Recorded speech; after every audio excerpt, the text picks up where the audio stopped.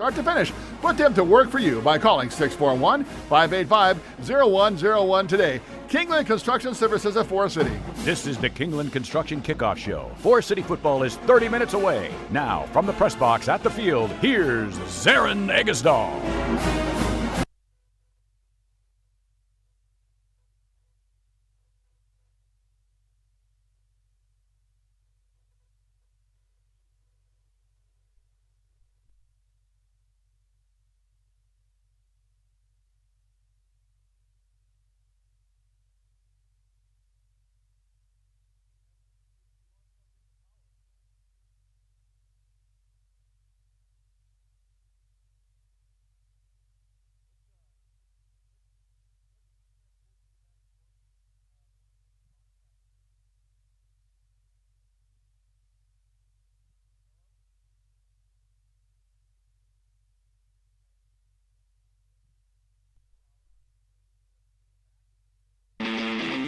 From radio.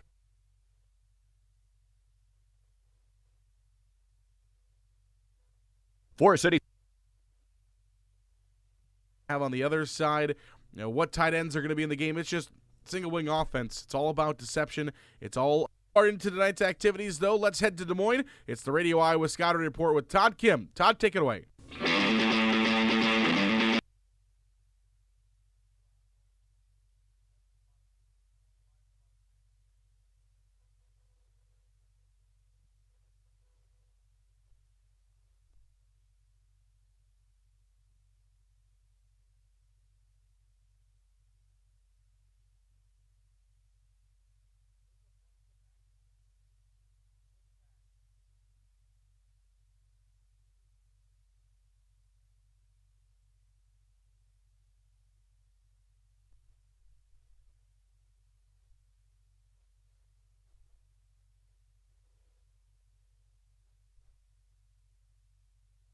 Check 1, 2.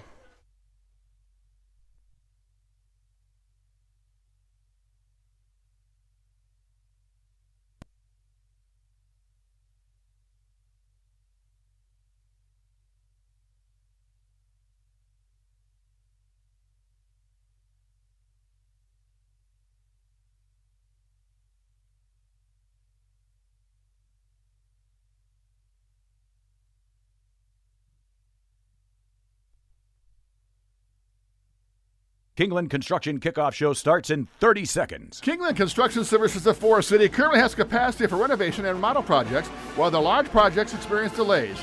We have master craftsmen available to help you with your project from start to finish. Put them to work for you by calling 641-585-0101 today. Kingland Construction Services of Forest City. This is the Kingland Construction Kickoff Show. Forest City football is 30 minutes away. Now, from the press box at the field, here's Zarin Eggesdahl. Two football teams that didn't have the years they were looking for. Both have a chance to do something that usually only 5 or 6 teams per year get to do. End the season with the win. Tonight, the state giving Forest City and Okoboji, along with other teams around the state, an opportunity to do just that. Hello, everybody, and welcome to our final football broadcast of Forest City football for the year. Hopefully not the final area football broadcast of the year. We're hoping we have a few more to come, but our final Forest City broadcast of the season getting set to take place here tonight in Okoboji. Hello, everybody. Thanks for joining us. We really appreciate it. What a beautiful facility we're looking upon here at Okoboji High School. It was new a couple of years ago, along with their head football coach as well. And just wonderful facilities. That's why Forest City decided to come over here and play with Okoboji, because just great facilities. Got a lot to get through here tonight in the pregame show. We're going to head to Des Moines. We got the Radio Iowa Scouting Report. We're also going to talk about Okoboji, because there was a lot of things to talk about. They run the single wing offense. We got a lot to learn.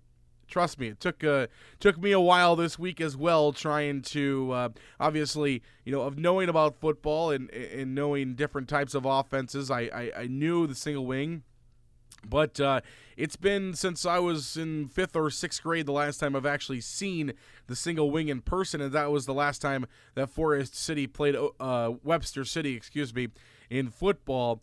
And so, yeah, it's been a while since I've seen the single wing. It took the week to watching some film. I like to do on all the teams, but I watched some extra film on Okoboji and watched some film on Webster City and just some other teams that run the single wing really well. We're going to talk all about it. It's going to be confusing, and it's going to be one of those nights where we're really not going to know where the football is until the football is either getting tackled or starts running. That's exactly what the single wing offense is supposed to do.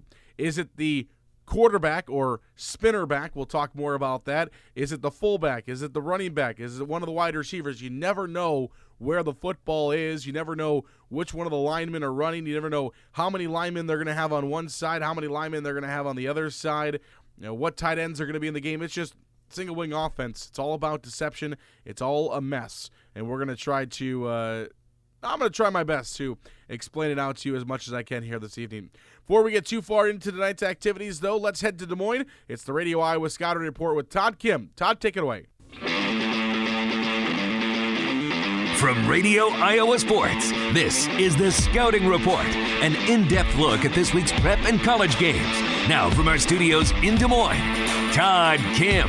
The Cyclones look to climb back into the Big 12 title hunt at home against number 8 Oklahoma State, another rated foe for the Panthers as they visit 7th-ranked South Dakota State. And the postseason is here in high school football as the playoffs begin in Class 2A and below. That and more on the Scouting Report. Hi, I'm Mike Mefford, physical therapist with Hancock County Health System's Sports Medicine Department. My colleagues and I are redefining the rules of the game with our extensive sports medicine experience and knowledge and utilization of state-of-the-art equipment and facilities. Let me help you change your game by recognizing your athletic potential. Join me at the HCHS Wellness Center in Britt or at the Garner Rehabilitation Clinic. Hancock County Health System. Your health, our care, a lasting partnership.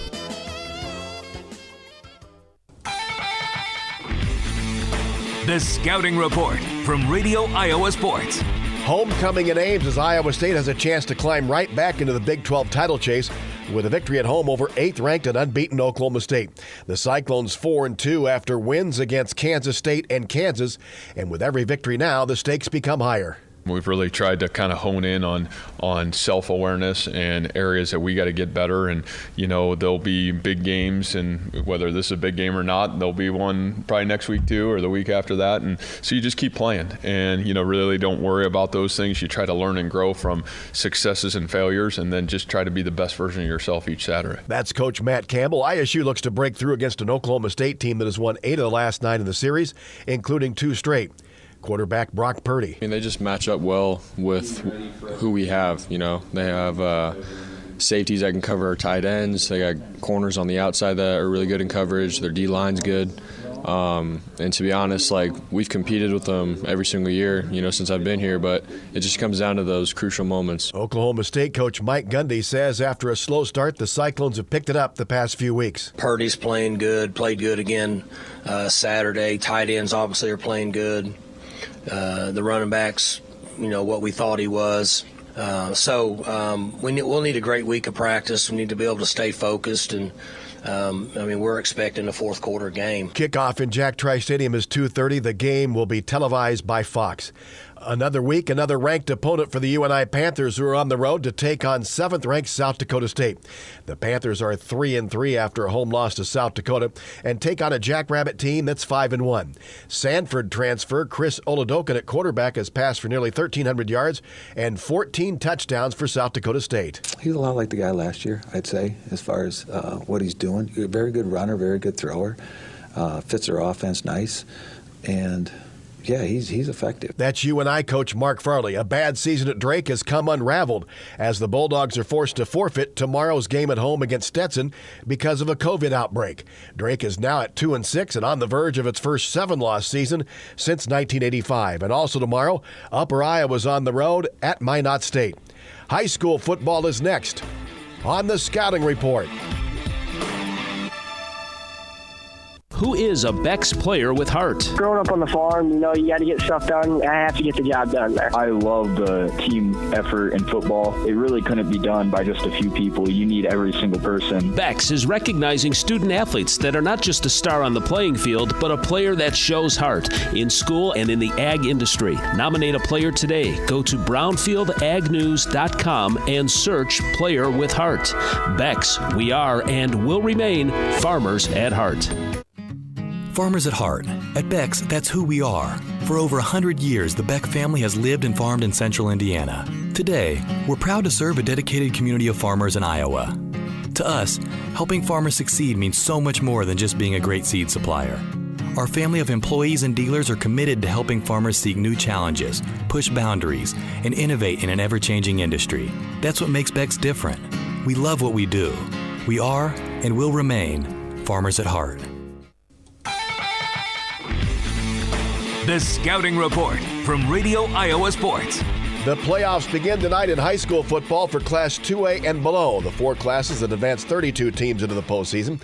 We begin in 2A, which features the only rated contest in round 1, as 9th-ranked Estherville Lincoln Central pays a visit to number 10 Central Lion George Little Rock.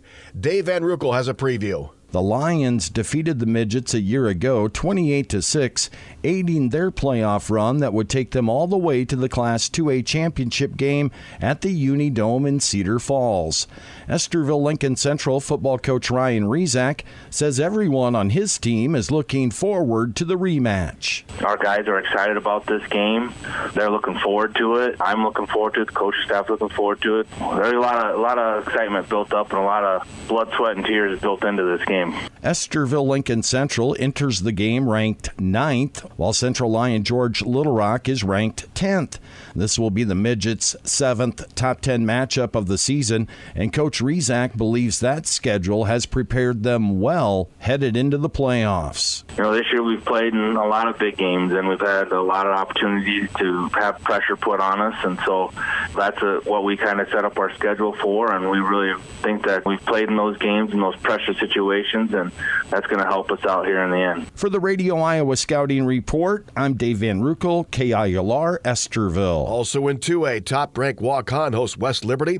It's number 2 West Marshall at home against Centerville. In 1A, the Ridgeview defense faces a new challenge with an opening round visit to Trainer. Jonathan Covert reports. Raptors head coach Dale Tokine talks about the challenges Trainer will present. Well, they're very solid. Their offensive and defensive line are very good. They're technical. They've got some really good size up front. They've got some great athletes, and they're just tough to prepare for just because of that triple option. You don't see a true triple option like these guys run where the quarterback is riding that fullback for a long time and you don't know if he's giving it or pull it, and then he's got the pitch man. So really just they execute and they do a good job of what they do, and then defensively they're just very aggressive. For the Raptors, they have won 3 of 4 heading into the playoffs, including last week's 24-6 win over Sibley Cheatham. 2 players to look out for on the Raptors are senior quarterback Cade Harriman and senior running back Brody Dietering. For Mix 101.7 KAYL and the Scouting Report, I'm Jonathan Covert. Also in 1A, top-ranked Van Meter hosts Pleasantville. It's number 2 Iowa City Regina at home against Cascade. Cardinal takes a 5-3 record into a game at 6-2 West Branch. Cardinal is looking to bounce back from a loss to Pleasantville in its regular season finale. Coach Landon Miller. Everybody was pretty upset and pretty emotional, and I just told the kids, and stuff like this happens in life in general. You have to be able to understand that one moment doesn't define you. It's kind of the body of work, and so I'm just proud of what the body of work of these kids and the coaching staff did this year. Class A, South O'Brien is at home against IKM Manning in an opening round matchup. Kempson Cross has a preview. Corey McCarville has the Wolves back in the playoffs during his debut season as head coach and says much of this game will be decided at or near the line of scrimmage. I think our offensive line has really improved from day one to today. Our linebacker play has gotten a lot better as the season has gone along as well. We're going to have to control the line of scrimmage. We're going to have to hit on a couple big plays, play downhill, not allow them to get a head of steam going. Mark Furman Department's Wolverines will look to impose their will on their home field. We actually have been able to throw the ball a little bit, so that's allowed us to develop our offense a little bit. For our offensive line up front is just continue to get better, and we have a lot of speed, and we're going to have to try to manage that speed as best we can, and we're going to hang on to the ball. One of our kids even made the comment, as we watch the films, it's kind of like watching ourselves play. We do a lot of the same kind of things. I'm Kempson Cross for KDSN FM 104.9 in Denison and the Radio Iowa Scouting Report. Also in Class A tonight, top-ranked West Hancock hosts Alta Aurelia. It's number 2 Grundy Center at home against St. Ansgar. And in 8-player tonight in the opening round, number 1 Montezuma hosts New London. It's second-ranked Caminita hosting East Mills. This season, Bex is recognizing student athletes that are not just a star on the playing field, but a player that shows heart in school, at work, through the community, and in the ag industry. Wyatt Garman is a senior at Algona High School, but has already started his own auctioneer company. From as long as I can remember, I've always just enjoyed going to the sale barn, and Dad always took me just about every Monday if I could go, and I'd just sit there and I'd listen to the auctioneer, and that's how I knew that that's what I wanted to do. He started practicing at the age of 8 and enrolled in auctioneer school as a 15-year-old. I'm just happy that I finally figured out what I wanted to do, and I don't have to sit and worry about it like most kids do. They're in their last year of high school. Hunter Dukes of Shenandoah considers farming a family activity. Just getting all the memories by, like, I don't know, just being in the combine with my dad, or like being in the grain cart and with my grandpa and just spending time with them. He finds it a rewarding occupation and lifestyle. By like just spending time with my family and just being out there, just seeing what nature's like, and it's just so peaceful out there. Cannon Yeager of Wapsie Valley takes pride in the effect farming has on the economy. Agriculture has to do with everything. It's not just here in Iowa or just small towns. It's even in big cities and stuff, there's still stuff that has to do with agriculture, from the food and everything. Cam Buffington of Winfield Mount Union has been involved in the show ring for several years. Well, I started showing goats in my 4th grade, and, I had fun.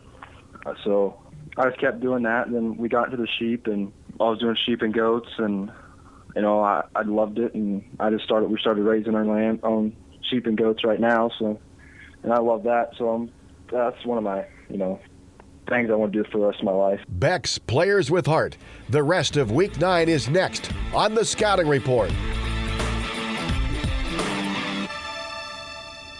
Hello, this is Lex Swivel, a registered nurse at Hancock County Memorial Hospital. The average wait for an emergency treatment nationwide is about 2 hours. When you come to Hancock County Memorial Hospital's emergency room, you can expect to be evaluated within 15 minutes of your arrival. When you have an emergency, Hancock County Memorial's ER is available 24 hours a day, 7 days a week, ready to provide you with the quality and efficient care you need. Your health, our care, a lasting partnership. Hancock County Health System.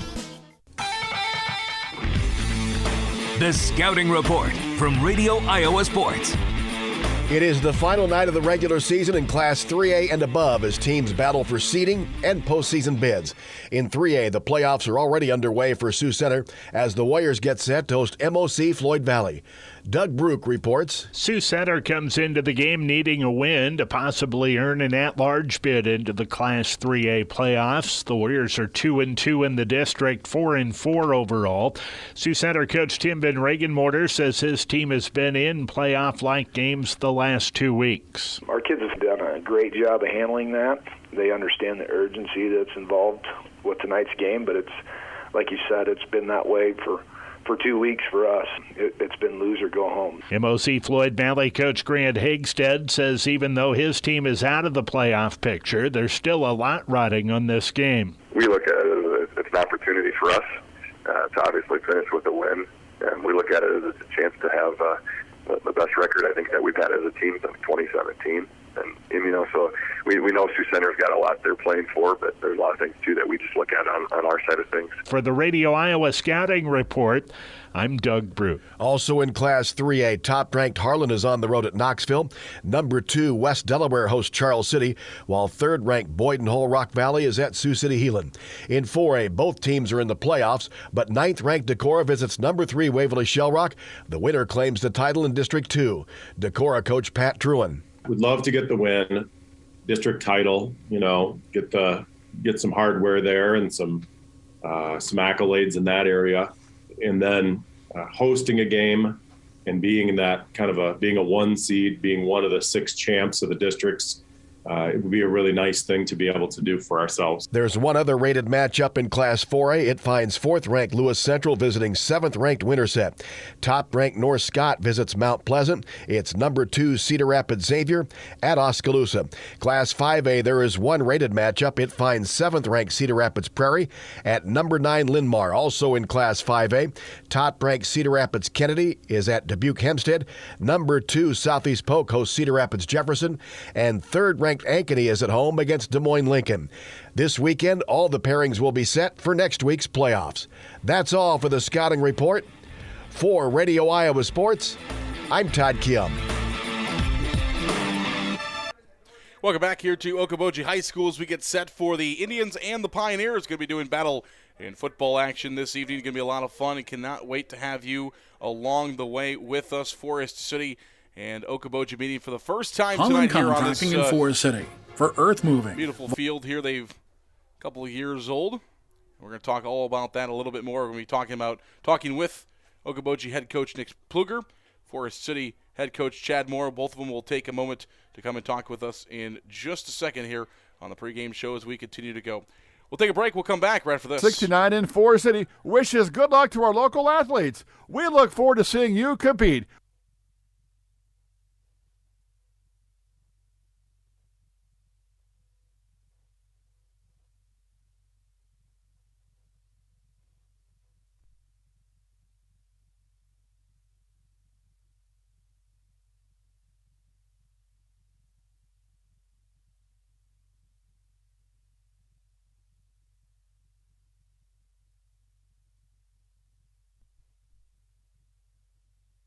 County Line C team of Chuck Rubin.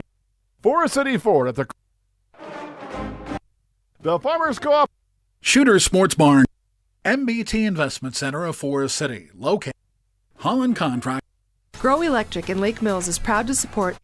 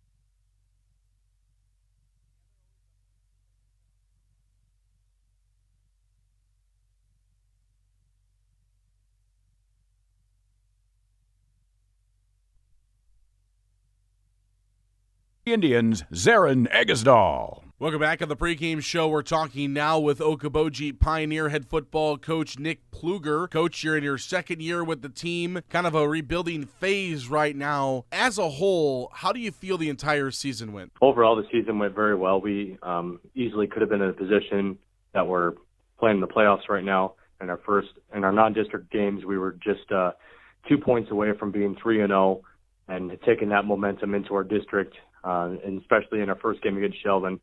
We feel like it would have been maybe 4-0 or 5-0 heading into the teeth of our schedule with Unity Christian, West Lyon, and Central Lyon. So that's how momentum works typically in high school football, and just on the other end of that. But overall, a ton of progress made from my first year as head coach into second year. Tremendous progress with the athletes that we coach. So really, really excited about the future of Okoboji football, and excited about this one last opportunity. How many guys out there wish they could have one more game, and here's a rare opportunity where, especially our seniors get one more game. So I think that's a tremendous idea from the state. Well, Coach, let's dive into that offense of yours. You guys run the single wing, which sounds easy, but when you actually dig into it, kind of a complicated offense. You spent some time in Webster City after college. I'm guessing that's where you picked up the single wing, Coach. Talk about your offense and how it's worked for you. Yeah, like you said, I taught 5 years at Webster City, so I really got to know Bob Howard, the head coach there, and he's had tremendous success not only at Webster City but Sigourney Keota as well with his single wing offense. So quickly, I really fell in love with the entire scheme of it. I just thought it's a great, unique offense that distributes the ball to a lot of different backs. I've always believed in running the football, especially high school football is really your best game plan. And again, just unique. In the era of spread football, I think we played spread opponents every week but one. So for us on the defensive standpoint, it became really easy to kind of prep that. So each week we got better going against a spread offense, but not very often will teams go up against a single wing look. So that takes a lot of time and practice to duplicate, how we run it, and it's not going to get done in a week's time. It took us over a year to really develop what we want out of our single wing offense. So, yeah, learned a lot from Bob Howard, and still in great connection with him, and he does a lot to help me as I start off my coaching career. So a lot of respect for him and the single wing offense.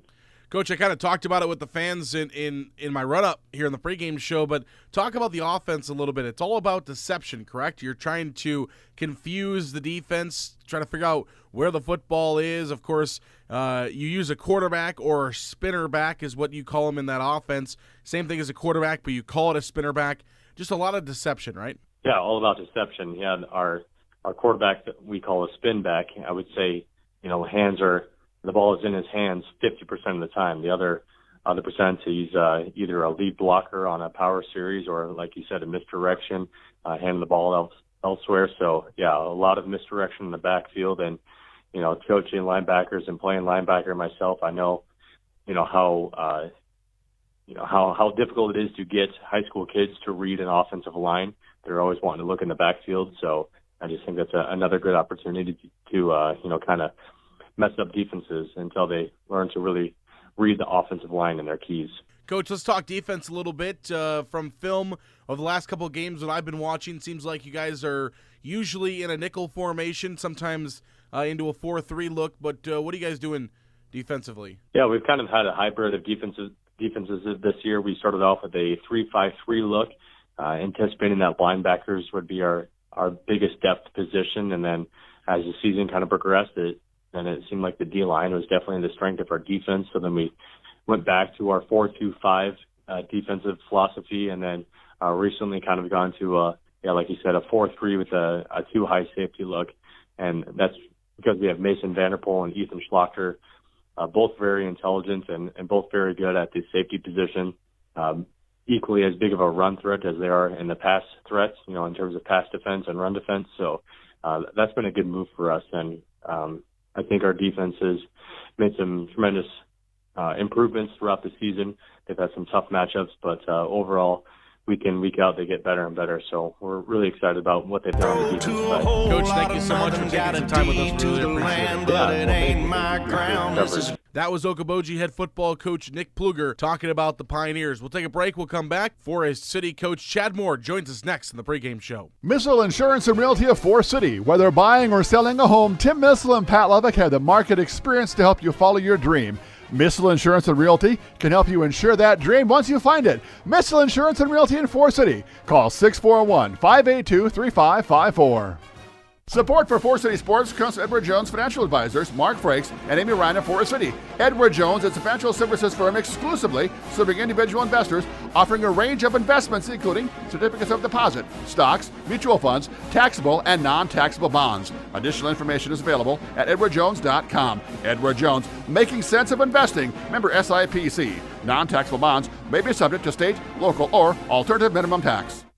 Welcome back here to Milford, actually. Okoboji Milford High School. We're in Milford tonight for this Week 9 final regular season game for both of these two teams this evening. Zarin Egestal with you as we get set for kickoff tonight. A little bit different just on the video stream tonight, not now with the radio format, just with the video stream as well as we get set for this kickoff tonight between Forest City and Okoboji. We're going to be talking about it. We talked about it a little bit there with Okoboji Milford head football coach Nick Pluger, but spinner offense, and we're going to spinner back offense, and we're going to see it right away. Forest City will tee it up to kick off. The field runs from north to south. Forest City will tee up from the north end, where they will defend. They will kick to the south, where Okoboji will defend, and Okoboji set back to receive this one. Tyler Sheeman and Joe Selman are back to return. Instead, it's going to be taken by one of the up men about the 30-yard line left side and going to be brought down. We'll try to get a number on the up man that grabbed that. And Okoboji will be taken down at about the 40-yard line there by the Indians, where we will see that Okoboji offense out for the first time against the Forest City defense. See what the Forest City Indians have come up with to try to stop this defense. Forest City has played versions of it before. Of course, Indians have last took on Webster City back in 2009. Coach Bob Howard, where this offense actually comes from. It'll be Logan Heller, the halfback, who takes the first snap of the game. He's going to have a first down out to the 50-yard line. So that's exactly what we're going to see right there. It's not even we talked about it, the traditional quarterback or the spinner back as they call it. It's actually the halfback that takes the first snap, and they go hurry up, no huddle. Again, it's Heller. Heller takes a snap. He gives it off to the left side this time. That's going to be Austin Harms, who takes it for Okoboji. A gain out to about the Forest City 46-yard line, where it'll be second down and about 6 yards to go here for Okoboji on second down. One receiver off the left side. They will throw the ball, but not very often. If they do throw, it is going to come from their quarterback. No, it's a direct snap to Heller again. He's the halfback, over 1,000 yards this year. He's loose to the 30, 25-20, 15-10, 5, touchdown Okoboji, as Logan Heller will go from 46 yards out. Broke a couple of tackles, was able to get around the Indians, and Logan Heller will scamper into the end zone for his 9th touchdown of the year. That is longest. Okoboji's offense is kind of a dip and dive down the field. Haven't had very many long touchdowns this year, but for the longest touchdown of the year, last game of the year for Logan Heller on senior night, or last game on his own field as a senior, Logan Heller will find a touchdown from 46 yards out. Austin Harms will be set to do the kicking. The quarterback, Mason Vanderpaul, will do the holding on the PA attempt, and it is no good. Bad snap, bad hold. Well, we've played less than a minute. It's Okoboji 6, Forest City 0. We're back for more Forest City football right after this.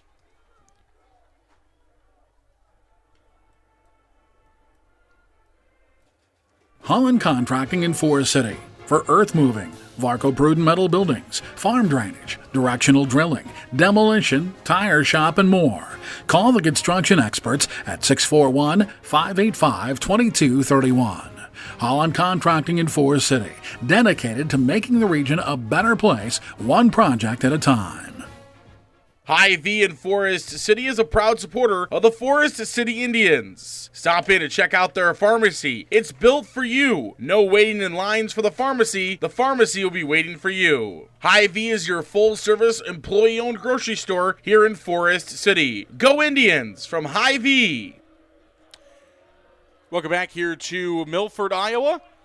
Okoboji and Forest City just underway in the first quarter. It's Okoboji 6, Forest City 0. 11:06 to play here in quarter number 1. We'll see Austin Harms, who just attempted the PAT. He's going to tee it up from the south 40-yard line as Forest City's offense will be out there for the first time. They were going to receive to the north, and it's going to be taken by the Indians around the 10-yard line. It's going to be Jack Thompson. He's got a lane to the 30, 35, 40, 45, where he's finally run out of bounds. Jack Thompson, who has 2 kickoff returns for a touchdown already this season, has returned for the Indians all the way out past the 45-yard line. They're going to actually give him – did they give him more than that?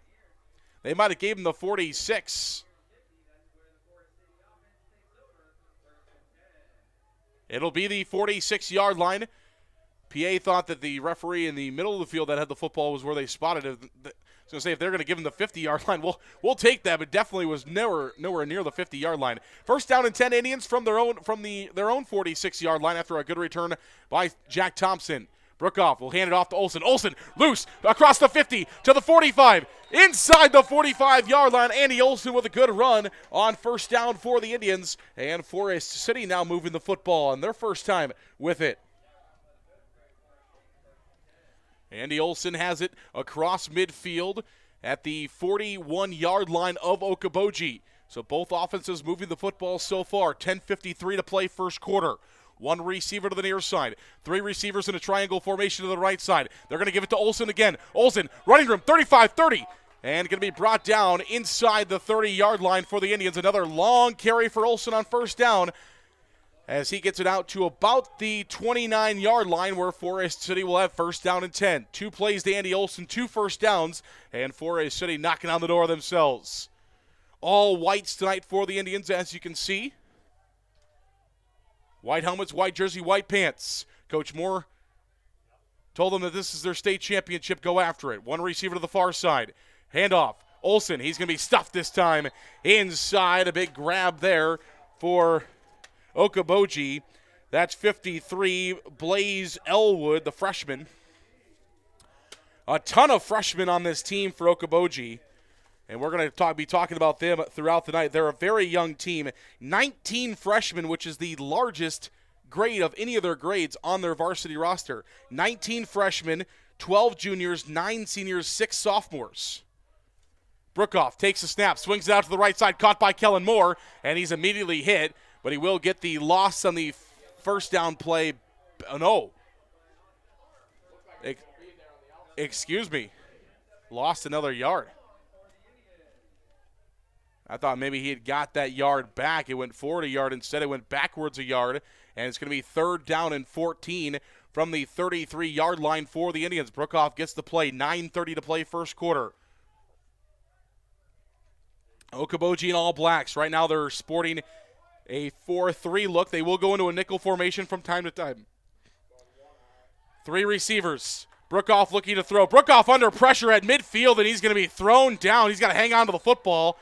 Surprised they waited that long with the whistle. And Brookoff is going to be thrown back near midfield all the way back to the 46-yard line. As soon as he turned around to try to throw that football, he was immediately met by Okoboji defenders. Nowhere for Brookoff to go. And he's going to be brought down at the 46-yard line, so it's going to be a loss of quite a few. A loss of 14 for the Indians on 3rd down. They will have to punt it away after a promising start to the drive. Kretzinger out there. It's a spiral kick. It's muffed. Ball's on the ground, and it's going to be picked up by Okoboji. It was muffed by Okoboji right around the 20-yard line, but fortunately they had 2 return men back there, and they're able to get on it. Most teams will run primarily with just 1 return man on punt, and if that was the case, Forest City would have had the football in about the same field position as before they lost a bunch of yards on 1st, 2nd, and 3rd down. Okoboji's second time on offense will start from their own 21-yard line. 1st down and 10, Okoboji. Spinner back, tailback, fullback, and tight end to the back. They've got a heavy formation to the left side. They're going to swing it to the right side and going to be brought down. Ball's on the ground. It's picked up by Forest City. Fumble going to the Indians. We're going the other way. Fumbled by the ball carrier. And Okoboji's trying to say he was down. Officials want nothing to do with that. They say absolutely no. It's Forest City football, and the Indians will get it back right about where they had it before going backwards. They're going to get it in a little bit better field position at the Okoboji 28-yard line. 1st down and 10, Forest City from the Okoboji 28. Thanks for joining us here on KIOW.com. One receiver to the near side.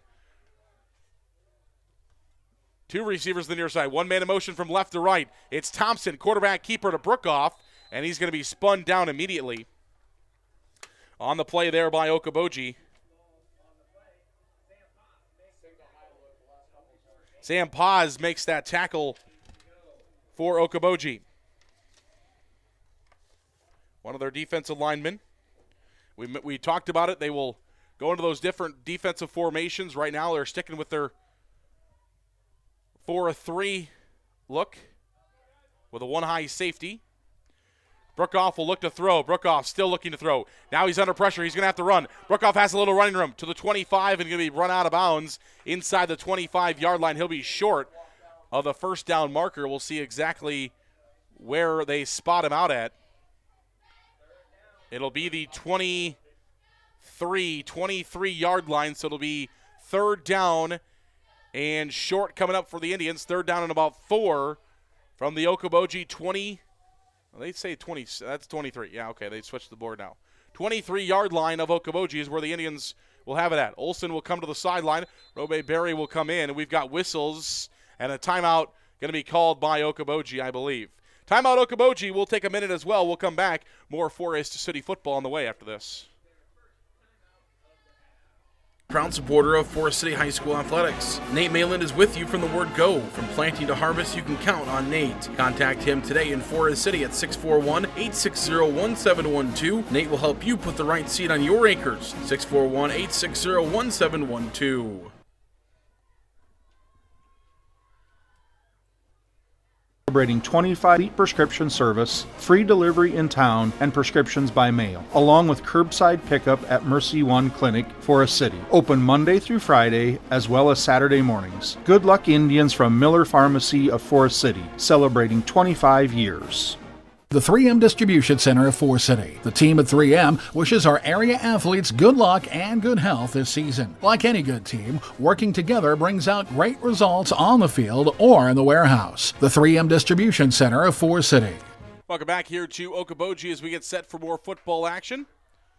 Indians will have it third down and 5. 4 receivers set, one in the backfield. That's Kellen Moore. He's going to split out now. It's going to be an empty backfield. 5 receivers set for the Indians. Brookoff looking to throw. He's hit. Ball is going to be incomplete. And we got a late penalty flag coming. Forest City's going to have a first down. We're going to have a roughing the passer coming against Okoboji. Personal foul, roughing the passer against Okoboji. Hands to the face is why. So it wasn't on the initial hit of the Okoboji defender. Of course, he can hit Brookoff while he throws, but the official signaled to his face saying that there was hands in his face, and that's where the personal foul of roughing the passer comes, and Forest City will have 15 yards, excuse me. The referee made that signal.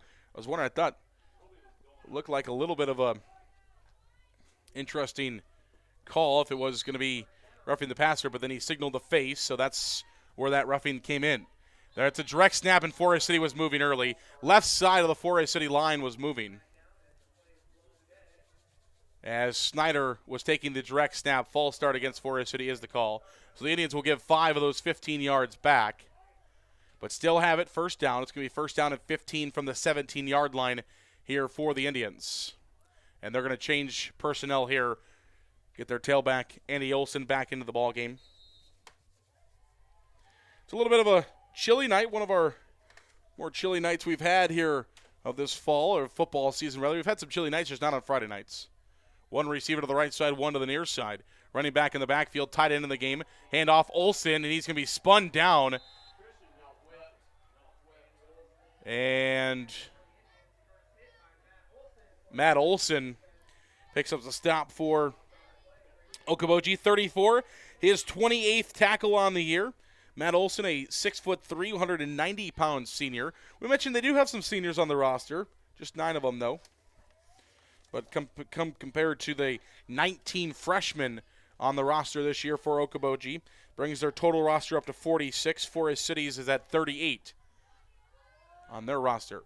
3 receivers in a trips formation to the right, 1 receiver left. Handoff will go to Olsen, and Olsen taken down to the line of scrimmage. Right at the line of scrimmage, there was Nowhere for Olsen to go. And he's going to be brought down at the 20-yard line.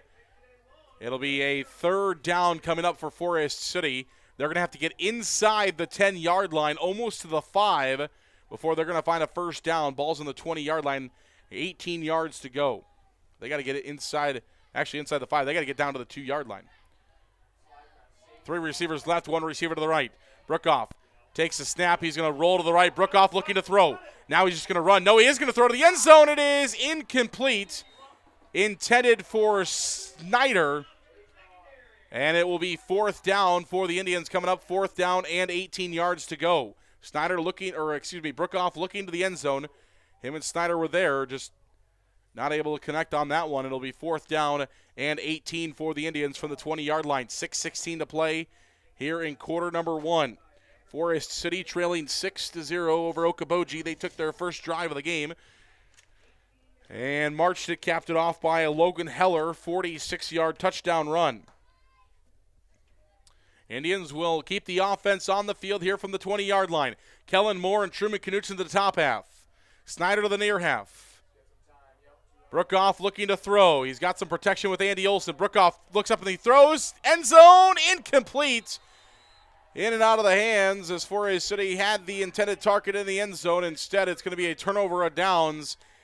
And the Pioneers of Okoboji will get the football back at their own 20-yard line. 1st down and 10. Forest City's drive started with pretty good territory after Okoboji put the football on the ground. Forest City recovered 3 fumbles a week ago, so they're very familiar with recovering those fumbles, and we'll get the Okoboji offense back onto the field. Coach Pleger is 3-13 in his 2 seasons so far with Okoboji. It'll be a snap, direct snap to the tailback. Heller to the left side looking for some running room. He's got some. Logan Heller loose out across the 35 near the 40-yard line, where it will be a long first down here for Okoboji all the way out to the 38-yard line. 1st down and 10, Okoboji. Again, they're going direct snap to the tailback, Logan Heller. They have not snapped the football to their quarterback or spinner back yet in this game. We'll see what they decide to do this time. Both of them are in the backfield. This time it will go to their quarterback, Vanderpool. They're going to hand it off, and Forest City will meet the offense for the first time. Snyder Olsen there, as that was Austin Harms, who is cut down at the 40-yard line. It'll be a 2-yard gain.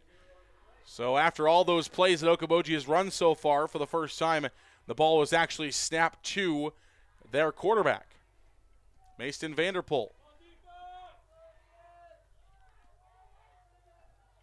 We're going to see the same formation all night long. Both of them will look to take the snap. It's Vanderpool again.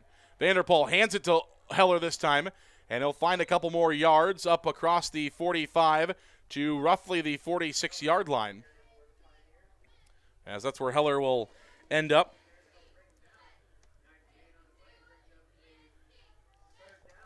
.1,030 yards for Heather coming into tonight. Over a 1,000-yard rusher. He got that against Cherokee a couple weeks ago. The entire line will shift. They went heavy left to heavy right. They're going to hand it off to direct snap to the quarterback, Vanderpool. Ball's on the ground again, picked up by Forest City. There was a flag coming out probably for holding against Okoboji. Instead, the ball's on the ground, and Forest City's got it for a second straight time. That's 5 fumble recoveries now for the Indians in 2 weeks of football, but only 1 touchdown to show for it. Forest City will have the football, as obviously the holding penalty is declined by the Indians. They'll get the football back with the fumble in bad territory, but the Indians are able to get the football back. They will take over on their own 42-yard line, where we'll see the offense back out there. Carter Brookoff gets the play call from the sideline. We'll run in, plenty of time, 20 seconds on the play clock. 1 receiver to the near side. We've got both of their dogs in looking to rush. Here's Olsen up the middle, where he's upended. across the 45-yard line at about the 47-yard line. But they brought pressure from the outside with their two dog outside linebackers. And Forest City went right up the middle where there was nobody. Except for Harms, who made the tackle. Olsen again, running room across the 50, near the 45. So back-to-back big plays there for Forest City on offense. And it'll be a first down and 10 for the Indians at the 46-yard line of Okoboji. So once again, Forest City in enemy territory, looking to capitalize on a fumble put on the ground by the Okoboji Pioneers. Week 9 regular season game, playoff games going all around the state. These two teams, though, one out of District 3, Forest City out of District 3, and Okoboji out of District 1, not able to qualify this year. Pass incomplete. Intended for Truman Knudsen. And it will be second down and 10 upcoming. 3:26 to play here in the first quarter. 46-yard line of Okoboji is where the Indians have the football at. 2 wins on the season this year for Okoboji. They had a win in week 2 of the season to Sibley Ocheyedan 26-7. And then as Coach Vanderploeg was saying, as Brookoff set the pass here for the Indians across the middle, it's incomplete, intended there for Kellen Moore. They were just 3 points away from being 3-0 to start the season. They had a 1-point loss to North Union in the opening game of the year, 21-20, and had a 2-point loss to Manson Northwest Webster in the third game of the year, 30-28 and 21-20 were those two games respectively. Third down and 10 coming up for the Indians from the Okoboji 46-yard line with 3:21 to play here in quarter number 1. Since then, once they got into district play, their only district win was Cherokee, who finished 0-5 in the district. Otherwise, they lost to playoff teams, Unity Christian, who's at Clear Lake tonight, West Lyon, who's hosting Garner Hayfield Ventura. 2 receivers to the right, 2 receivers to the left. Brookoff looking to throw. Brookoff's pass is going to be incomplete. Truman Knudsen actually did a great job there of pushing that ball incomplete. He acted more as a defensive back rather than a wide receiver, as Mason Vanderpool nearly had that as an interception, and Truman Knudsen had to bat it away from him, playing as a DB there, and it'll be 4th down and 10 for the Indians, who will punt this one away. Krutzinger is back to do the punting. Both of the return men back again. Of course, Forest City nearly got a muff punt earlier. And it's touched by Okoboji again. Ball's on the ground. Who's got it? Forest City's got it. It's a Forest City football. Okoboji muffs it for a second time, and Forest City is on it. So for a third time, Forest City will pick up a football dropped by Okoboji in this first quarter. 3:08 to play in the first. Forest City so far 0 for 2 on the first 2 turnovers. Going to try to find one here. Football at the 16-yard line. First down and 10 from the 16. 1 receiver to the right. Tight end to the left. Wing to the left and a running back. They're going to hand it off to Olsen. Olsen spins around and will have it inside the 15, not quite to the 10. I think he got to the 14-yard line before he was tripped up. He was. Harms there for the stop for Okoboji. Sam Clausen into the huddle here for the Indians. 25 carries, 103 yards for Clausen so far this year. 3 receivers left side, a tight end, a wing, and a receiver to the left side. They're going to give it off to Clausen. Clausen looking for the edge to the 10. Clausen 5, Clausen touchdown, but it's going to be probably coming back as there's a penalty marker on the field. And that's always a tough one for Forest City. Ball carrier did, I believe, broke the plane. Tough to see that corner from where we're situated. Broke the plane. But I would assume that the penalty is going to be bringing it back. It is holding against Forest City. And unfortunately, that's going to be a spot of the foul penalty. And it looks like the flag is at the 12-yard line, which is going to put it all the way back to the 22-yard line, where Forest City will have it second down and long from the 22. That's exactly what happens. So Forest City will have it second down and long from the 22-yard line. It's a spot of the foul penalty with holding. And so it goes all the way back to the 22-yard line where Forest City has second down and long from the Okoboji 22. 3 receivers in a triangle to the right. Brookoff takes the snap. Brookoff under pressure. Brookoff running backwards, running for his life, and he's going to be thrown down on the 35-yard line.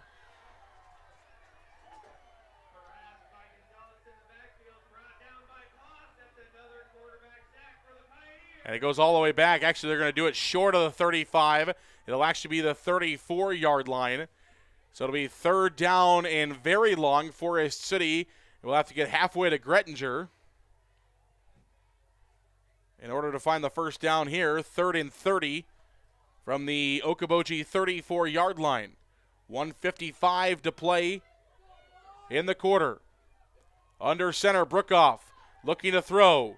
It's a screen play to Clausen. Clausen's got it. Clausen at the 20. He's not going to have enough, but Forest City has a great big offensive play there to make it 4th down and shorter. As Forest City will get back inside the 20-yard line. And I think, is that the box is my eyes playing tricks on me? Is the box not 5 yards off the ball? 4 yards off the ball? No, I can't see. 2 receivers to the right, 2 receivers to the left. Just a weird angle. It is at the 19-yard line. Brookoff will look to throw. Brookoff's pass is incomplete. It'll be a turnover of downs here for Okoboji as they're going to get it back at their own 19-yard line. Forest City now 0 for 3 on the 3 turnovers they've gotten from Okoboji here in the first quarter. 1:04 to play in the first. And we'll see first down and 10 for Okoboji coming from the Okoboji 19-yard line as that offense led by Mason Vanderpaul is back out onto the field. We were talking about their losses this year. Sheldon, another one that they have a loss to this year. They beat Cherokee, lost to Central Lyon, and then playing against Forest City here tonight. Had Central Lyon last week. Hand off to the left side, still on his feet and running.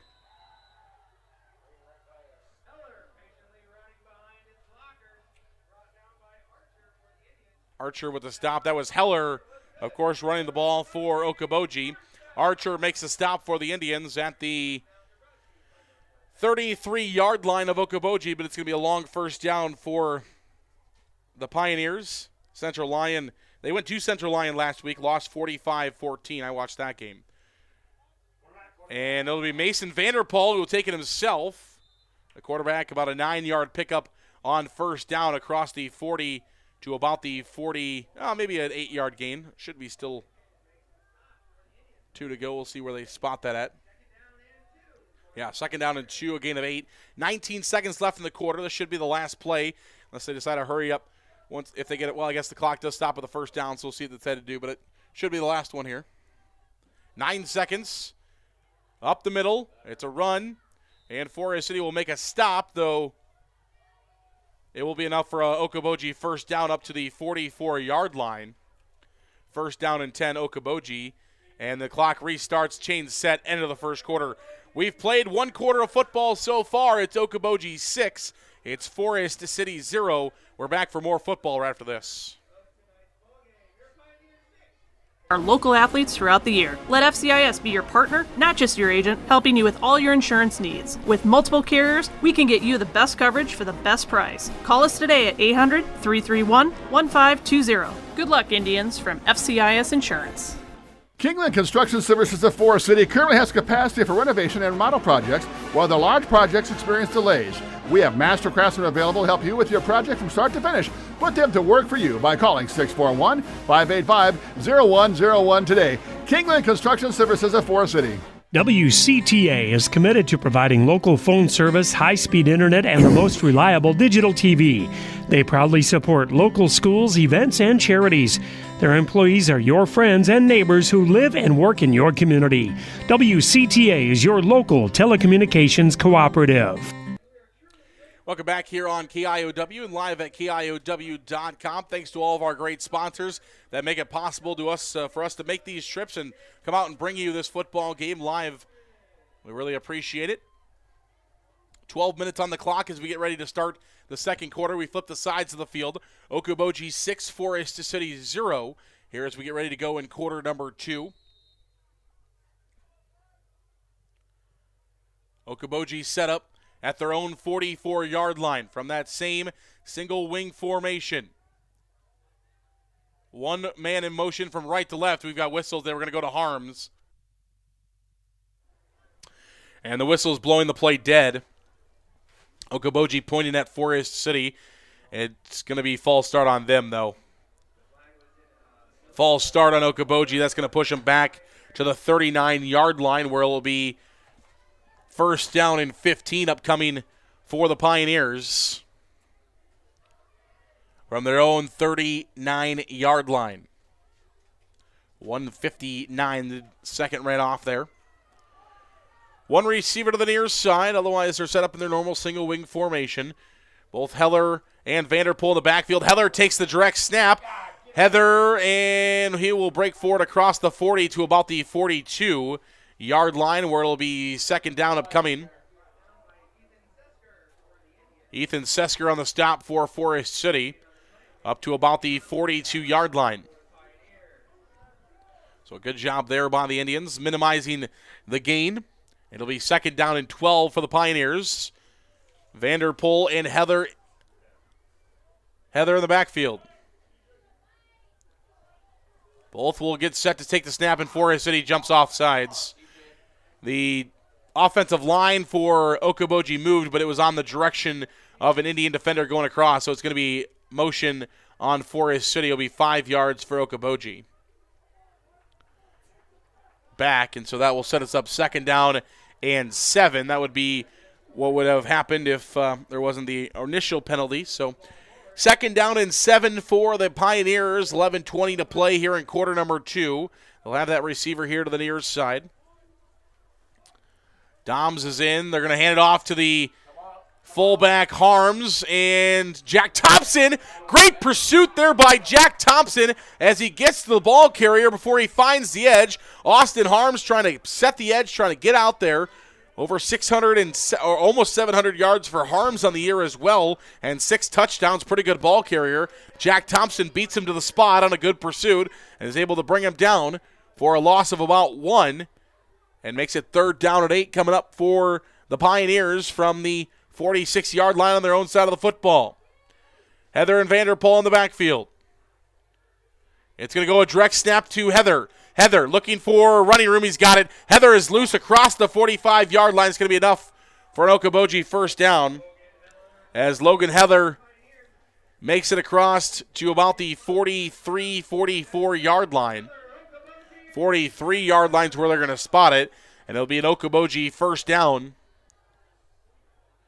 at the 43-yard line of Forest City.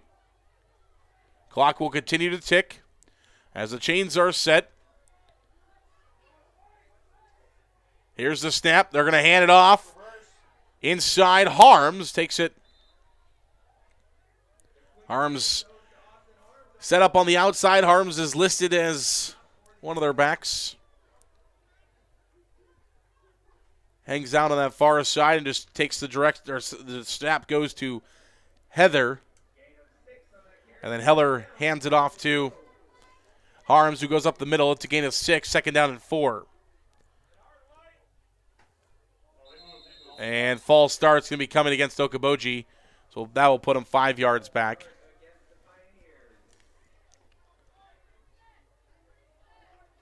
It'll make it second down all the way back at the 42-yard line. So second down from the 42-yard line upcoming now for Okoboji. Second down and 9. 9:22 to play. Snap will go to Vanderpool. He'll take it himself. Vanderpool across the 40-yard line. And it will go to about the 36, 37-yard line. Most plays we would call those broken plays because it looks like the quarterback is missing who he's handed it off to and taking himself, but that's just part of the offense. We mentioned with Coach Pluger at the pregame show, it's all about deception and trying to get the defense off balance, not knowing where the football is. Heather Going to be brought down. Andy Olson with a great play there for Forest City, stopping him short of the first down marker, and Forest City is going to push Okoboji into fourth down territory. It seems like Okoboji has kind of had their way with the Forest City defense so far in this game. The only times they've been stopped is when Forest City is forced to fumble. And it's going to go fourth down and short. Forest City pushing Okoboji to a fourth down. Indians need a stop of 2 here. They try to get the football back with 8:11 to play in the second quarter. Snap will go right to Heather. He's loose inside the 10, inside the 15. Going to be drugged down by Jack Thompson. Jack Thompson saves the touchdown, but Logan Heller makes a long run as he'll be brought down at the 12-yard line by Thompson. Thompson making a touchdown-saving tackle there, almost another long one for Heller, who already has his 9th touchdown of the season tonight from 46 yards out, his longest of the year. He's run for over 1,100 yards this year with his yards in this game. Vanderpool takes a snap, and it's going to be given off to Harms. Harms has it inside the 10. Harms and Heller are their two backs. Their two primary backs. Those 3 guys between Vanderpool, Heather, and Harms are more than likely going to have the football on most plays. They will go to their fullback, Matt Olson, from time to time. He has a few carries this year, but he's basically in there to block. And then if the ball does go to Heller or to Harms, Vanderpool is usually one of their lead blockers. That's what's different with this offense. Forest City nearly jumps off sides again. It's going to go to Heather, and a nice play in the backfield by the Indians. Great play.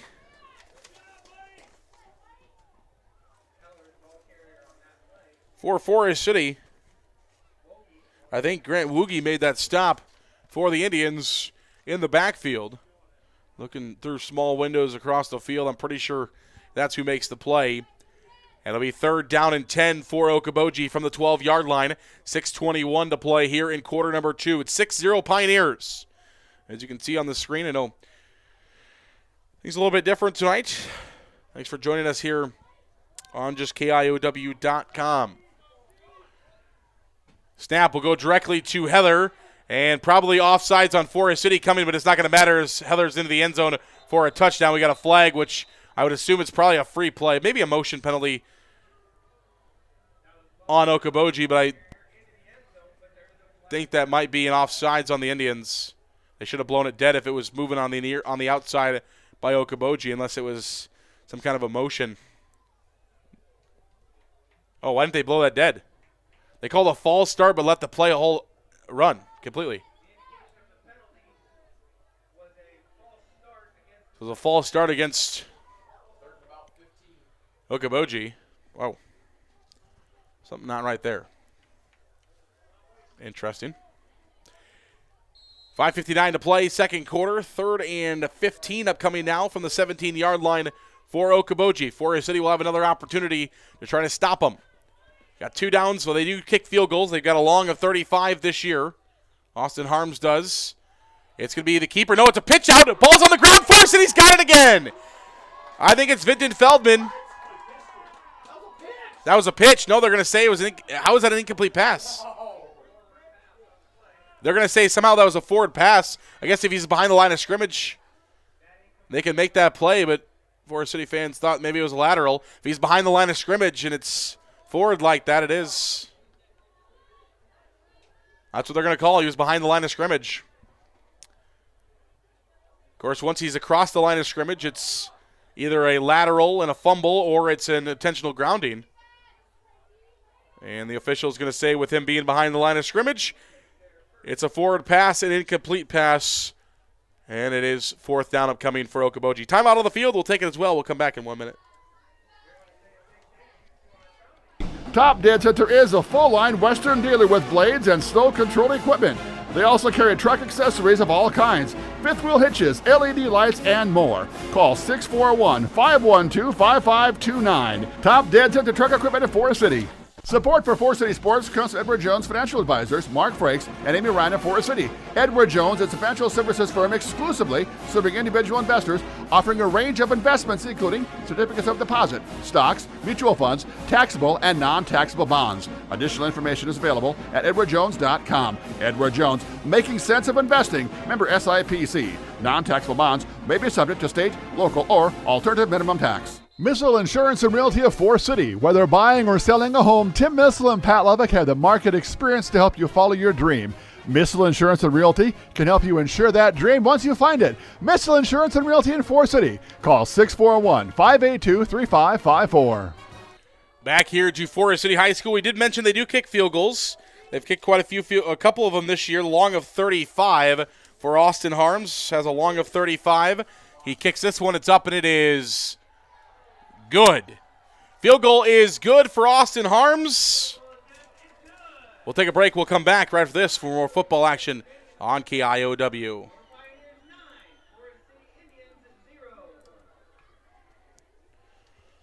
Dealer. They offer energy-efficient Lennox heating and air conditioning solutions for homes and businesses of all sizes. For complete plumbing service, call 797-2219 today. Larson Plumbing, Heating of Fertile, your Lennox dealer.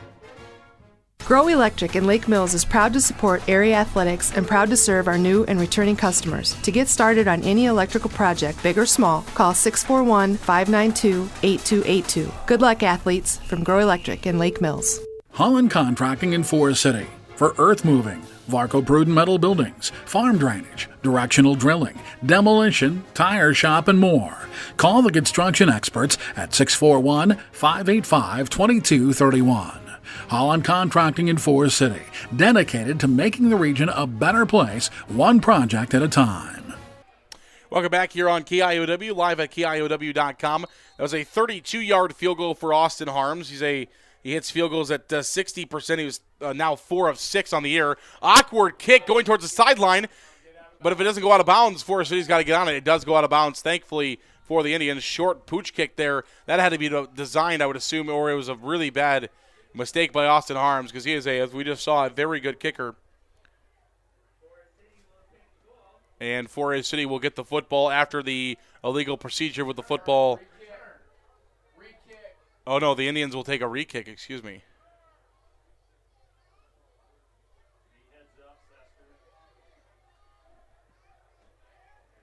So coming into tonight, Austin Harms was 3 of 5 field goals.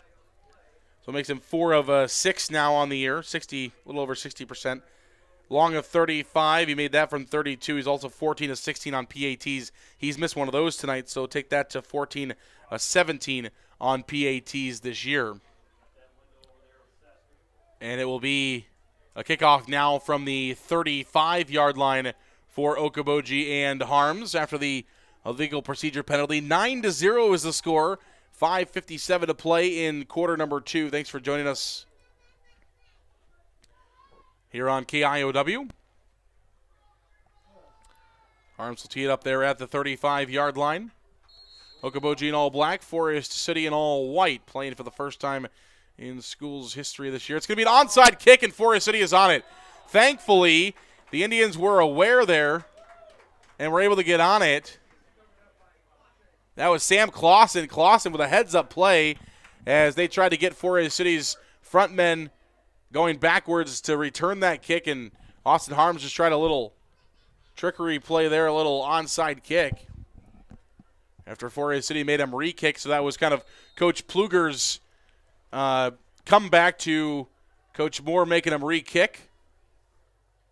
Was, okay, we're going to try to get you off guard here with an onside kick, and Coach Moore right now has the last laugh as the Indians will have good field position at the 46-yard line. See if they can take advantage of it and try to punch one in. One man in motion. They're going to hand it off to Olsen. Olsen running room to left. 40 inside the 40 near the 35-yard line. Going to be brought down. Good run for Andy Olsen on first down. It's going to be a run of about 9 on first all the way out to the – oh, they gave him back a yard. Excuse me. Put him at the 37. So it will be second down and 9. Still thought he was a yard forward near the sticks, but they don't give it to him. That's okay. Second down and 1 for the Indians after a 9-yard gain for Olsen on first down. Brookoff takes the snap. Brookoff hands it off to Olsen, looking for 1 yard. Might have lost some. You're going to be brought down at the line of scrimmage, so maybe an inch or two if you want to call it any kind of a loss. Maybe an inch, but I think it's right back at the same line of scrimmage. It is. And it'll be 3rd down and 1 with 4:46 to play here in quarter number 2 until halftime. Forest City trying to get back to within 1 score of Okoboji.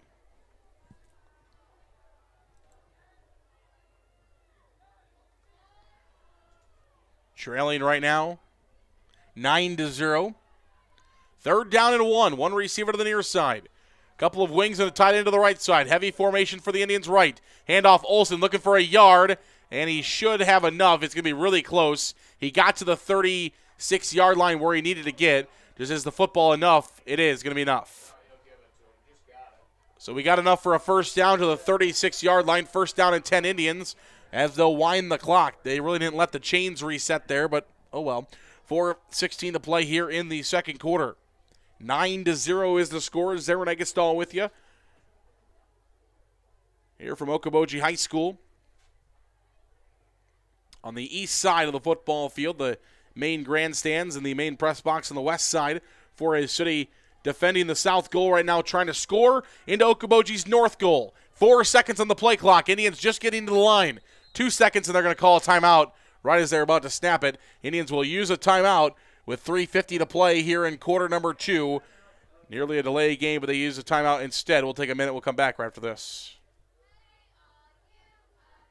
City, located at MBT. Whether it's completing your 401k rollover, saving for your child's education, or investing for the future, see Matt Jennings or Troy Hall at the MBT Investment Center. Call 585-IRAs. MBT Investment Center, your partners for financial success.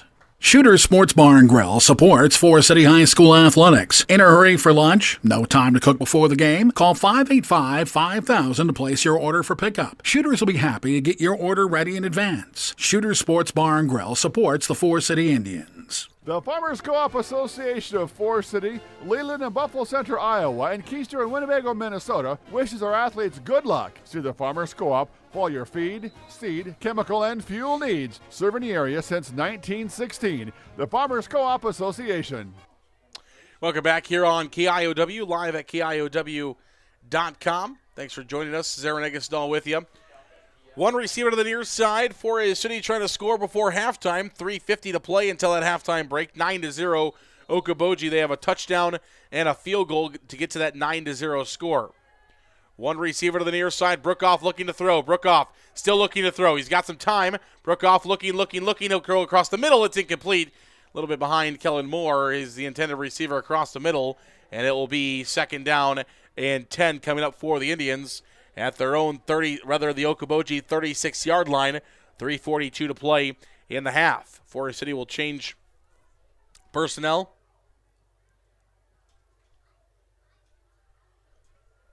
As they'll break the huddle and set up at the 36-yard line.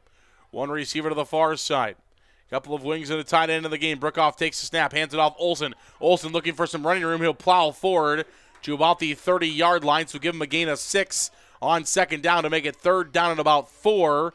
3rd down and a long 4 coming up for the Indians with 3:20 to play until our halftime break. Olsen comes off the field after the run for the Indians.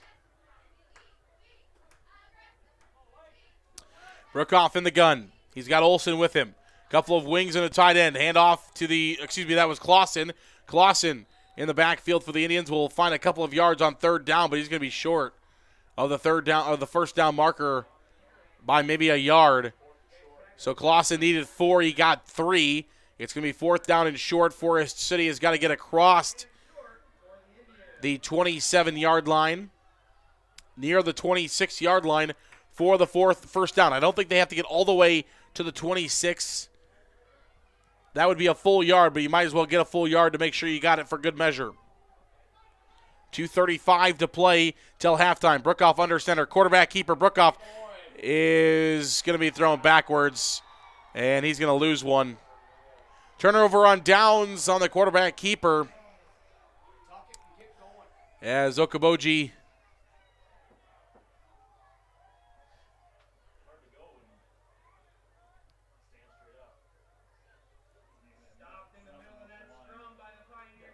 able to get a stop. Big push up front for Okoboji.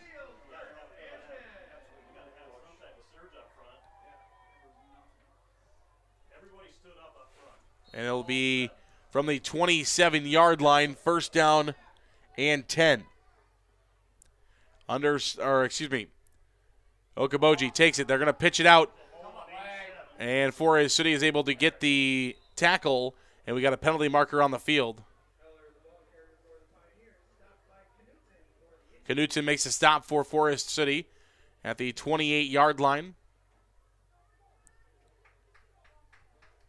Holding against Okoboji is the initial indication, and the Indians obviously will send them backwards.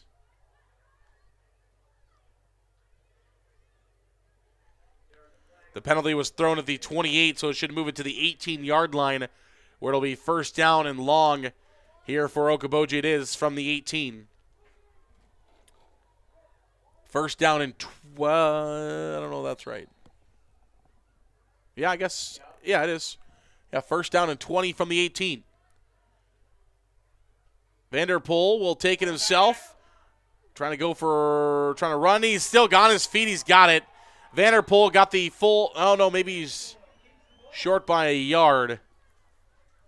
All the way up to the 36. Yep, it is all the way up to the 36-yard line where they spot him, so we got most of it. We'll be about 2 yards short here for about a yard and a half short for Okoboji. 1:47 to play. Luckily for Forest City, well, hopefully as long as the Indians can stop any long runs, but Okoboji's offense usually takes quite a while to get down the field. Austin Harms with the rush, breaking a couple tackles, is short of the 40-yard line, but he's going to have enough for a first down just across the 39.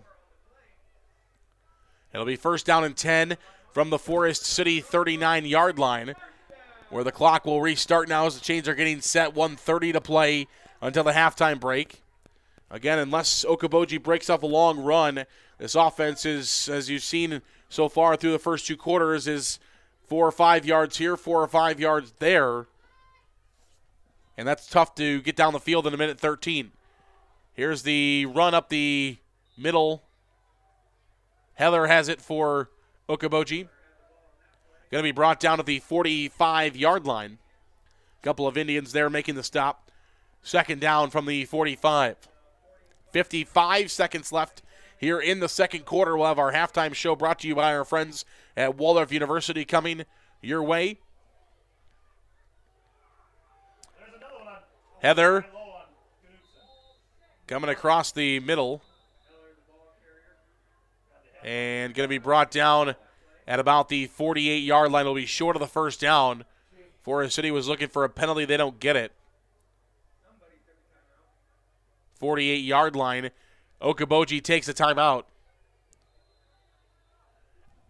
45 seconds left in the first half. Timeout, Okoboji. Collision of Forest City. Corey and his staff have nearly 50 years of body shop experience and can fix just about anything on the road. They give free estimates and also carry car batteries and windshield wipers. Located on Highway 69 just south of Forest City, it's Custom Paint and Collision, your body shop.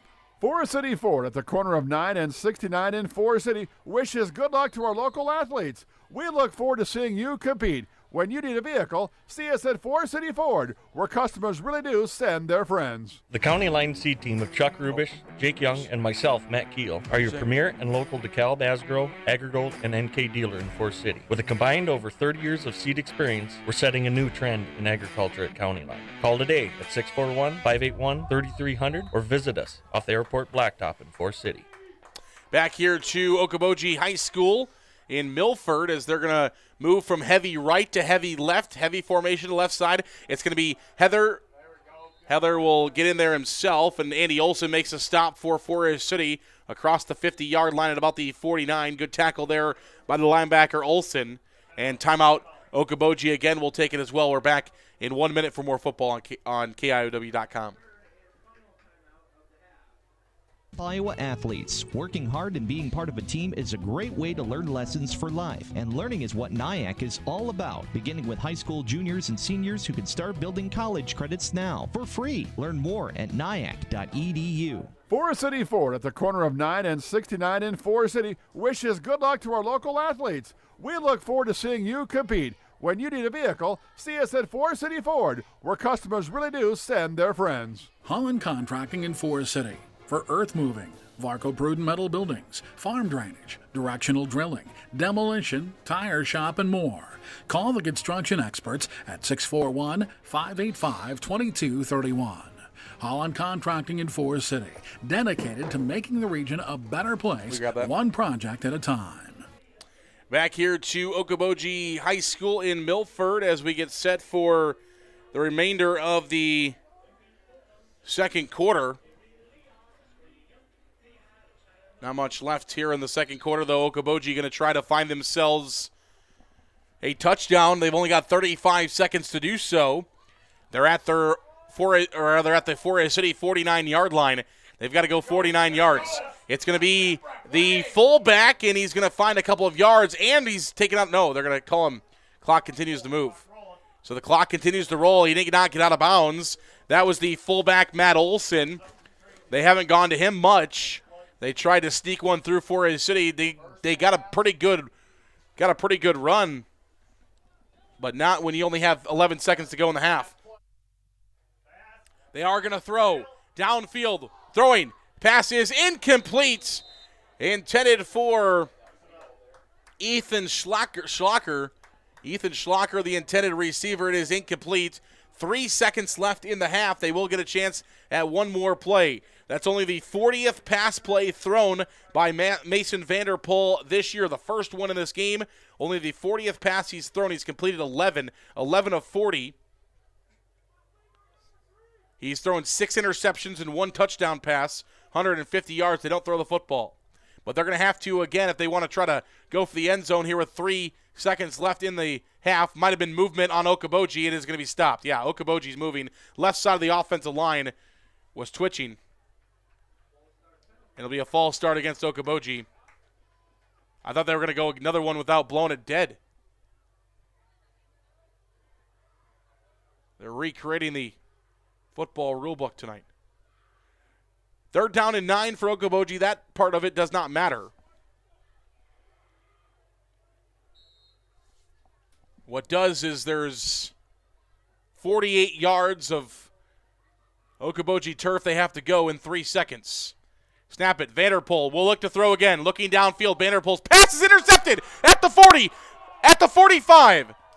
And going to be brought down. It's all academic at this point. I don't think he's going to break through that, so it's all academic at this point. A little extra pushing and shoving on the field between these two teams. They're going after each other. Referee's trying to get in the middle of it. There was a couple of extra pushes and shoves between the two teams going to the locker room as they are jarring. That we'll see how that develops as we come out of halftime. Though Forest City is able to find the interception, keep the game where it is at 9-0 Pioneers.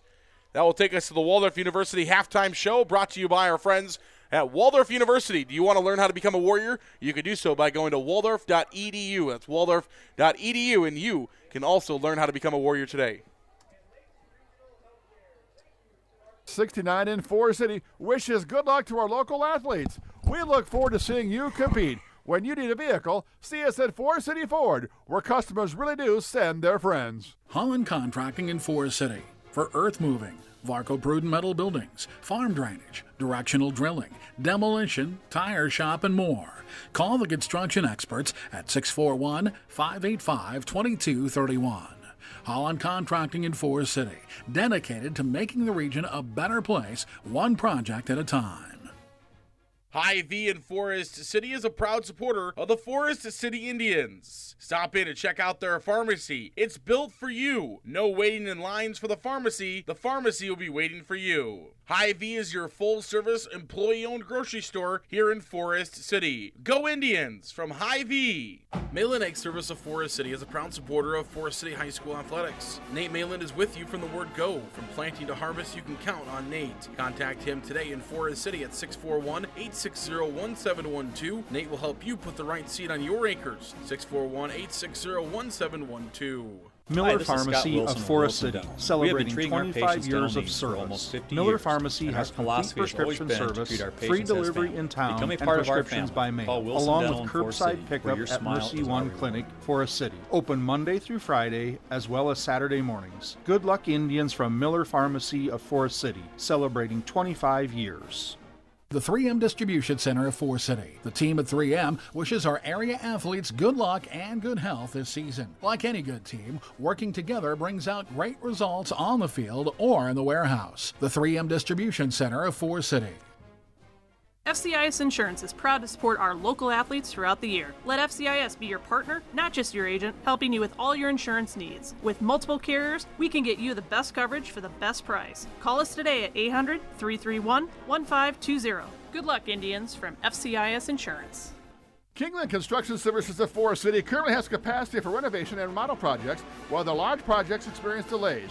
We have master craftsmen available to help you with your project from start to finish. Put them to work for you by calling 641-585-0101 today. Kingland Construction Services of Forest City. WCTA is committed to providing local phone service, high-speed internet, and the most reliable digital TV. They proudly support local schools, events, and charities. Their employees are your friends and neighbors who live and work in your community. WCTA is your local telecommunications cooperative. Top Dead Center Truck Equipment of Forest City. Top Dead Center is a full-line Western dealer with blades and snow control equipment. They also carry truck accessories of all kinds, fifth wheel hitches, LED lights, and more. Call 641-512-5529. Top Dead Center Truck Equipment of Forest City. Support for Forest City Sports comes from Edward Jones Financial Advisors, Mark Frakes, and Amy Ryan of Forest City. Edward Jones is a financial services firm exclusively serving individual investors, offering a range of investments including certificates of deposit, stocks, mutual funds, taxable and non-taxable bonds. Additional information is available at edwardjones.com. Edward Jones, making sense of investing. Member SIPC. Non-taxable bonds may be subject to state, local, or alternative minimum tax. Missile Insurance and Realty of Forest City. Whether buying or selling a home, Tim Missile and Pat Levick have the market experience to help you follow your dream. Missile Insurance and Realty can help you insure that dream once you find it. Missile Insurance and Realty in Forest City. Call 641-582-3554. A&W Family Restaurant in Forest City. A&W has delicious burgers, cheese curds, onion rings, chicken tenders, and more available daily from 11 a.m. to 9 p.m. Finish your meal with a tasty root beer float, shake, polar swirl, or soft serve ice cream. A&W Family Restaurant, where the food is as good as the root beer, Highway 69 North in Forest City. Welcome back here to Okoboji High School in Milford as we get set for our halftime show brought to you by our good friends at Waldorf University. Let's give you a little Waldorf University update while we're talking about a great university there in Waldorf, or at Waldorf. We got a football game that's going to be played. Mayville State coming to Bullsdorf Field tomorrow as the Warriors and the Comets will do battle tomorrow in that contest. 1 p.m. kickoff. 10:30 is the Warrior walk, so the Warriors are going to walk from the dorms to their locker room at 10:30. Always a great crowd there to greet them as they walk across the track, walk across from past the Bowman down towards Bullsdorf Field, walk across the track, and then over to the D-Jack to get ready for that football game. So be out there, support them. It's always fun to have a lot of fun out there. 10:30 is the Warrior walk tomorrow. Kickoff is set for 1 p.m. We'll have it for you on KHAM, our sister station. KHAM will have that contest for you at A.J. Taylor, who's actually in Inwood tonight. West Lyon all over Garner-Hayfield Ventura. We'll give you some scores here at halftime. West Lyon all over Garner-Hayfield Ventura, 35-0 at halftime as West Lyon. Also, West Hancock all over Alto Aurelia, 37-0, and West Hancock looking to score again in the second quarter. They haven't even made it to halftime yet, and West Hancock has a 37-0 lead over Alto Aurelia. Somehow, usually we beat them, they're way past halftime, not only because they start half a minute or 30 minutes earlier, but they're usually moving pretty quickly with the offense that West Hancock runs, keep that ball on the ground. And so surprisingly, that's only in the second quarter there in Britt tonight. 37-0 West Hancock over. And one of them I'm pretty curious about. We're about to find out together. Yeah, it's Spirit Lake all over Osage. I knew that Osage got the worst draw of any number one seed. They're a district champion, and they got Spirit Lake. And Spirit Lake honestly could have won almost any other district in Class 2A other than the one they're in. Southeast Valley, Esterville, Lincoln Central, Pocahontas area. Just a lot of really good teams there in that district, and just too bad for Osage, as I know Forest City fans sitting at home, they're maybe okay with it, but Spirit Lake all over Osage right now. 19-0 is the score of that contest, heading towards halftime as well. What other games we got for you? Grundy Center has a 15-0 lead in the third quarter over St. Ansgar. That one's kind of a shocker. I thought Grundy Center would be a little bit have quite a bit more on St. Ansgar than 15 in the third quarter. There, Grundy Center leading St. Ansgar. And Belmont Clemmy, we'll wait for this to update. No, they're tied. Okay. So originally I was waiting for the video to update. Belmont Clemmy and Lake Mills. Another shocker. I thought Lake Mills maybe was a couple touchdowns better than Belmont Clemmy. Right now, 20-20 as they get set to come back onto the field. Scoreboard on the stream says first quarter, but I would imagine after an hour and 2 minutes they are no longer in the first quarter there in Lake Mills. That game being video streamed on our Lake Mills stream. Zach Throne on the call of that contest. 20-20 is that score between Belmont Clemmy and Lake Mills this evening. Again, we're going to talk with all of our football coaches on the Coach's Corner program tomorrow, so make sure you join us tomorrow morning. I know it's going to be an early morning for myself and a couple of the coaches, especially Coach Camrad coming from Sioux Falls, South Dakota, basically tonight, them playing in Inwood. So it'll be an early morning for him, but we'll have it on for you tomorrow, and we hope you're able to join us for our Coach's Corner program. That's a little bit update of what's going on around the area. We got a Waldorf update. We're trying to update you on Waldorf sports. We got the football game out of the way. I was trying to get the Waldorf is at Aberdeen tonight. Waldorf volleyball is in Aberdeen tonight, taking on Presentation, and I was going to try to get you an updated score of Waldorf volleyball at Presentation, but having some technical difficulties on that end there in Aberdeen. So maybe I can find that for you eventually. We're going to take another quick break. We'll come back in a couple of minutes here, and we'll have the stats and everything you need to know about the first half between Forest City and Okoboji. More football action coming your way in just moments here on KIOW.com. Is your Lennox dealer. They offer energy-efficient Lennox heating and air conditioning solutions for homes and businesses of all sizes. For complete plumbing service, call 797-2219 today. Larson Plumbing, Heating of Fertile, your Lennox dealer. Grow Electric in Lake Mills is proud to support area athletics and proud to serve our new and returning customers. To get started on any electrical project, big or small, call 641-592-8282. Good luck, athletes, from Grow Electric in Lake Mills. Holland Contracting in Forest City for earth moving, Varco Pruden metal buildings, farm drainage, directional drilling, demolition, tire shop, and more. Call the construction experts at 641-585-2231. Holland Contracting in Forest City, dedicated to making the region a better place, one project at a time. MBT Investment Center of Forest City, located at MBT. Whether it's completing your 401k rollover, saving for your child's education, or investing for the future, see Matt Jennings or Troy Hall at the MBT Investment Center. Call 585-IRAs. MBT Investment Center, your partners for financial success. Shooter Sports Bar and Grill supports Forest City High School athletics. In a hurry for lunch? No time to cook before the game? Call 585-5000 to place your order for pickup. Shooters will be happy to get your order ready in advance. Shooter Sports Bar and Grill supports the Forest City Indians. The Farmers Co-op Association of Forest City, Leland and Buffalo Center, Iowa, and Keister and Winnebago, Minnesota, wishes our athletes good luck. See the Farmers Co-op for all your feed, seed, chemical, and fuel needs. Serving the area since 1916. The Farmers Co-op Association.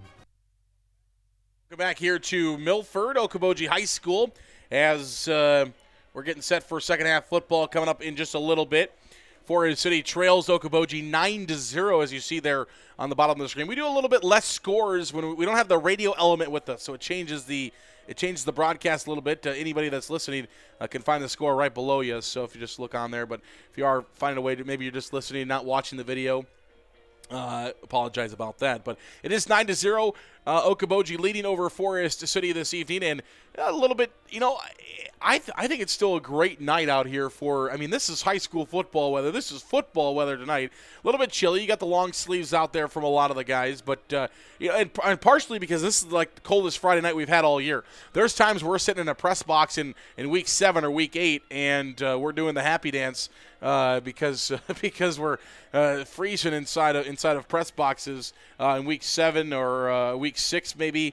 We have some of those cold freezes, but it's colder than it has been all fall, but it's still not unbearably cold tonight here in Okoboji. And of course, we're outside of the elements. We're inside of a press box. They just redid their facilities here in Okoboji a couple of years ago. New field, as you can see out there. And I would assume what they did is they just took their press box from their old field and pushed it to their pushed it to the visitor side, so the visitors had their own press box, because it's a pretty nice. For an away-only press box, so it's a pretty big, pretty nice press box we're in here. Obviously, it's got its date to it and stuff, and you can tell it's nothing new. Some new siding on it. They put slap a little new siding on there, and you're ready to go for another few years with this press box. But it does the job, and it's doing our job. And it's great to have a visiting press box. Then they can have less of a home press box on the other side, and less of a drive, or less of a walk, I should say, for us. It was great. You pulled up right outside the back of the press box and had about 50 feet to get inside here. So pretty nice on that end. Talking first half stats, first of all, total offense. Forest City in the first half had 48 yards of total offense, where Okoboji had 219 yards of total offense. Forest City possessed the ball for 12 minutes and 27 seconds. Okoboji 9 minutes and 5 seconds throughout the first half of football. Forest City's 48 yards of total offense come 33 on the ground, 15 through the air. They have 20 rushes for 33 yards. And they have one pass completion that went for 15 yards. That's the only 15 yards of pass offense the Indians have. First downs, 5. They have 4 rushing first downs, 1 via penalty, 4 turnovers for Okoboji, 9 first downs for Okoboji, all of them on the ground. Forest City is 2 of 7 on third down. Okoboji is 2 of 8 on third down. Forest City is 0 of 3 on third down. Okoboji is 1 of 1 on third down. Forest City has 3 penalties for 20 yards, 7 penalties for Okoboji for 50 yards, and Okoboji has 2 Forest City sacks, taking the Indians back 25 yards so far in this one. Scoring plays looked like this. In the first quarter, Logan Heller broke off his longest run for a touchdown this season, 45 yards, and the score. 46 yards there. That was with 11. That was less than a minute in the first quarter. Forest City was able to hold until the 5:47 mark in the second quarter, when a 32-yard field goal was attempted and good for Austin Harms. 9-0 Okoboji, and that's where we stand right now at this point. Osage did find a touchdown, though, as we were talking here in our halftime show, so it is now Osage is finally onto the board. Spirit Lake is driving again, though, 19-7 Spirit Lake in that contest. Just a couple other, remember, it's 35-0 West Lyon over Garner Hayfield Ventura in that playoff game. Grundy Center still leads 15-0 in their contest, and Belmont Clemmy, another one before halftime, 28-20 now. Belmont Clemmy over Lake Mills. Belmont Clemmy trying to find a victory. Lake Mills trying to end the season on a good note, same as the Forest City Indians are trying to do here. We'll take a break. Kickoff is next. Collision of Forest City. Corey and his staff have nearly 50 years of body shop experience and can fix just about anything on the road. They give free estimates and also carry car batteries and windshield wipers. Located on Highway 69 just south of Forest City, it's Custom Paint and Collision, your body shop. Welcome back here to Okoboji High School in Milford as the Pioneers lead the game 9-0 over the Indians. As we get set for quarter number 3, Austin Harms has the ball teed up at the south 40-yard line, same where they started the opening kickoff. It is another squib kick. Ball's in the middle of the field. Going to be picked up by the Indians and dropped on it for Forest City. That was Greenwood. Greenwood able just to lay on it as they go for another squib kick. They don't kick it deep very often. Harms has the leg that he could put it through the back of the end zone probably on most kicks if he wanted to. But they like to go with the squibs, the trickery kicks. Everything that they do is just all that trickery from their offense. Kicking off. Has some different formations and PATs as well. Forest City's offense will come onto the field. Jack Thompson takes the first rush of the second half, and he's going to be spun down maybe a yard of 1 on the play. Olsen with the stop for Okoboji as Thompson is brought down at the line of scrimmage, so no gain there. Thought maybe he picked up 1, but they didn't give it to him.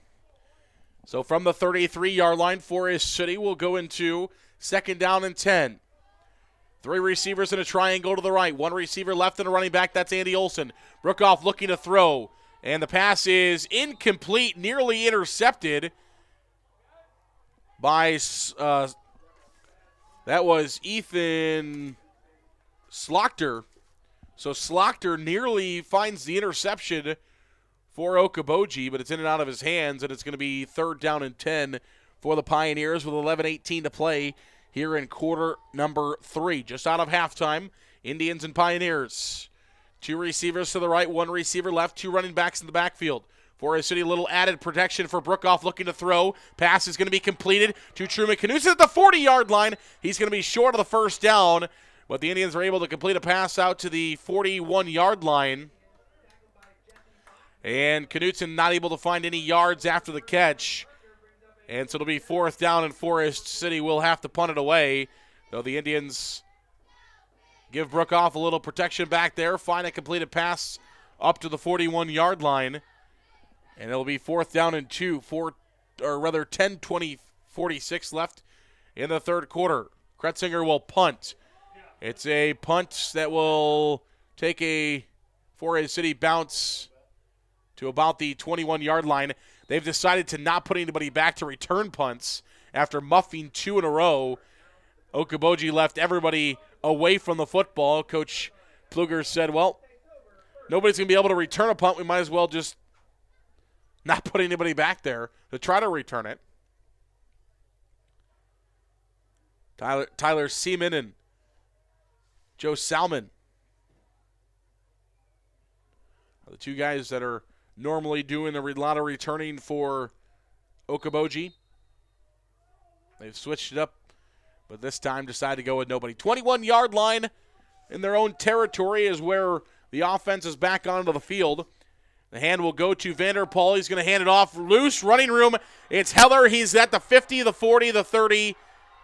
Jack Thompson trying to chase him down. He does! Jack Thompson with an extra effort is able to chase down the ball carrier that looked like he had nothing but green turf in front of him. And Jack Thompson pulls a little DK Metcalf and says, not so fast, as is able to get down to the field and catch him at the 10-yard line. So it'll be first down and goal for Okoboji.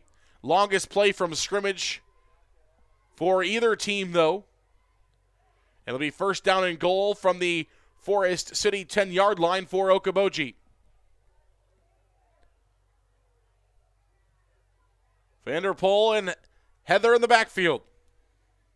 Vanderpool, excuse me, to Harms. Harms will get to the 5, maybe to the 4 before he's going to be brought down. Kellen Moore on the stop for the Indians at about the inside the 5 at about the 4. give it a gain of 6 on first down. It'll be second down and 4 from the 4 with 9:37 to play here in quarter number 3.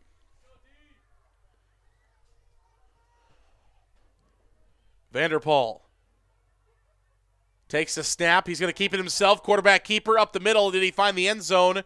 No, he's going to be short. Okoboji's athletes have their hands in the air thinking touchdown. Referee, though, puts one arm in the air. You know, when he does that, he has had it spotted short of the goal line. So his quarterback keeper all the way there for Vanderpool. And he's brought down at the 1 yard line. Third down and 1. Forest City will have to stop Okoboji twice from the 1 yard line. 8:50 to play here in quarter number 3. Heather Vanderpool. Snap is to Heather, and is he in? He scores. Heather takes the direct snap, goes into the end zone from 1 yard out. It's going to be his second touchdown of the ball game. It was Mr. PA guy, as he was trying to ask who it was. It was Logan Heather.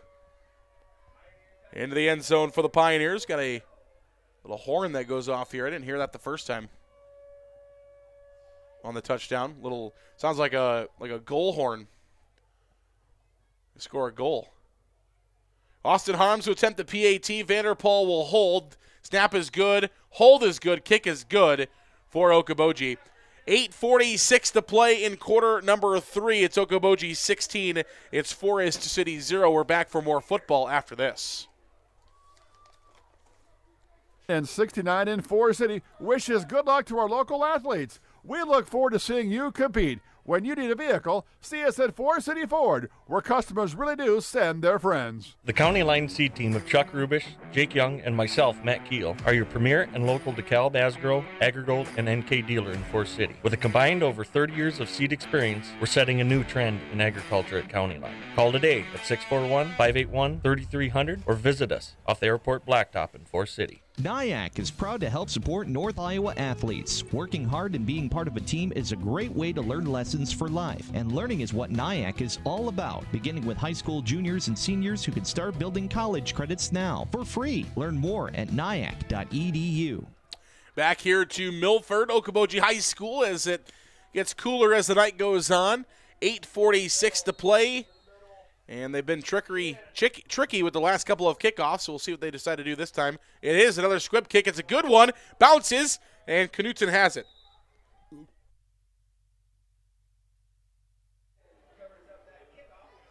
So Knutson will grab it for the Indians. But it nearly bounced over his head. That was a really good. That was going to be maybe a little less of a bounce, but if they were looking for an onside kick at the end of the game, they've got that play working. Forest City will take it at the 37-yard line. They've got it spotted at the 36, though I'm not blind. That's the 37.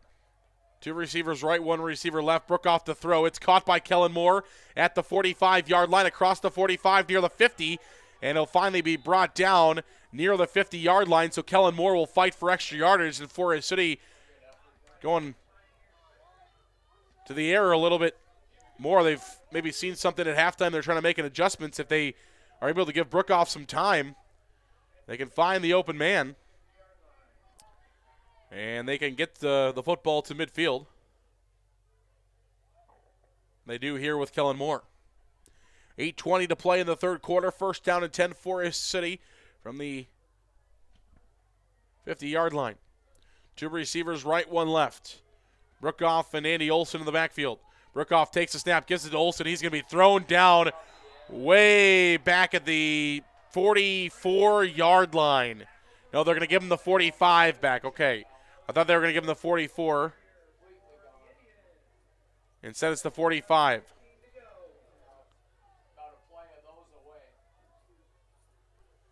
So 45-yard line is a loss of 5 on the sack. Or excuse me, on the loss on the rush, as the defender gets in there quickly on Andy Olson.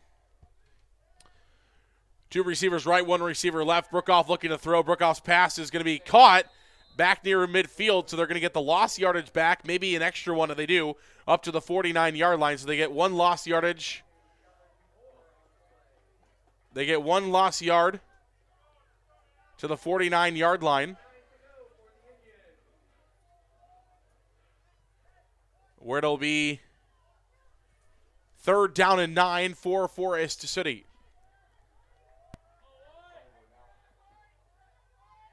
One receiver right, 3 receivers in a triangle to the left. Brookoff looking to throw. Brookoff still looking. Brookoff will throw downfield. Kellen Moore open at the 30. And the ball is loose, and it's going to be a fumble. Forest City completed pass to the 30-yard line. Comes loose. Kellen Moore drops it. And it's going to be picked up by Okoboji going the other way. Forest City puts it on the ground for the first time in the game.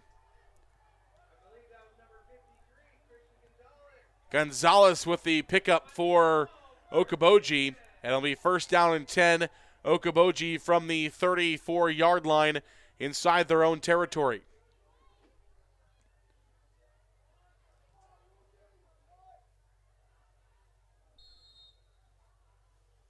They'll break the huddle. 6:43 to play in the 3rd.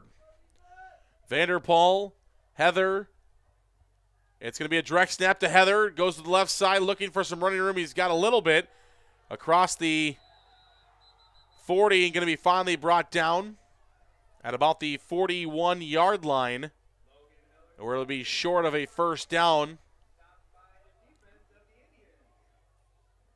Up to the 41-yard line is where they're going to spot it. Okay, we were correct at the 41.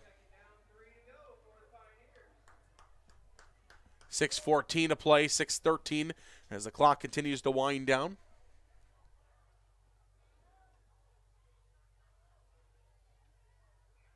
Vanderpool by himself. There's false start on Okoboji as they move early there. 5 yards back, which helps out the Indians. It'll make it 2nd down and 8 now, as that'll push it all the way back to the 36-yard line of Okoboji. 5:59 to play here in the 3rd quarter. It's Okoboji leading Forest City 16-0. Vanderpool, Heather, they're heavy to the right side. It's going to be a give to the other back, Harms, as he's going to have enough. Harms gets them all and more up to about the 45-yard line. He got about 10 there for the Pioneers to the 45, 1st down and 10 for Okoboji at the 45-yard line. Vanderpool by himself will send one man in motion from left to right. This is the play they tried to run when they ran off, or they went off sides. Kellen Moore makes a great play for the Indians, brings down Harms near midfield. That was the play they tried to run before they were called off sides, and they switched plays after they were called off sides, went to a different play. They got him a 1st down. They went back to it this time at the 49-yard line. And it'll be 2nd down and about 6 coming up. Vanderpool by himself. They moved again. False start. Left side of the offensive line moving again for Okoboji. Again, we talked about how young they are, and especially up front. They are young up front. 19 freshmen on the roster, and a bunch of them playing.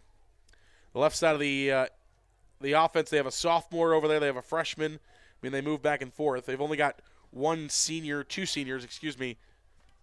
No, yeah, 1 senior. Cookenham, Trevor Cookenham is the only senior on the offensive line, so you have some youth there. Vanderpool keeps it himself. He's loose to the 45, inside the 40, still on his feet, and going to be brought down. A big pickup for Vanderpool on 1st down as he gets all the way inside the 40 at the 38-yard line. 1st down and 10, Okoboji. 4:21 to play in quarter number 3. Vanderpool came in tonight carrying about 4 yards per carry, but he's been pretty efficient tonight for Okoboji. Coach Pluger mentioned he only touches the ball about 50% of the offense, which is really low. He's going to keep it himself again this time, running to the left side, looking for some more running room. He has some to the 30, and going to be brought down at the 30-yard line. So Mason Vanderpool again rushes to the 30-yard line where he's going to be brought down. A gain of about 8 on first down makes it 2nd down and 2. 3:38 to play here in quarter number 3.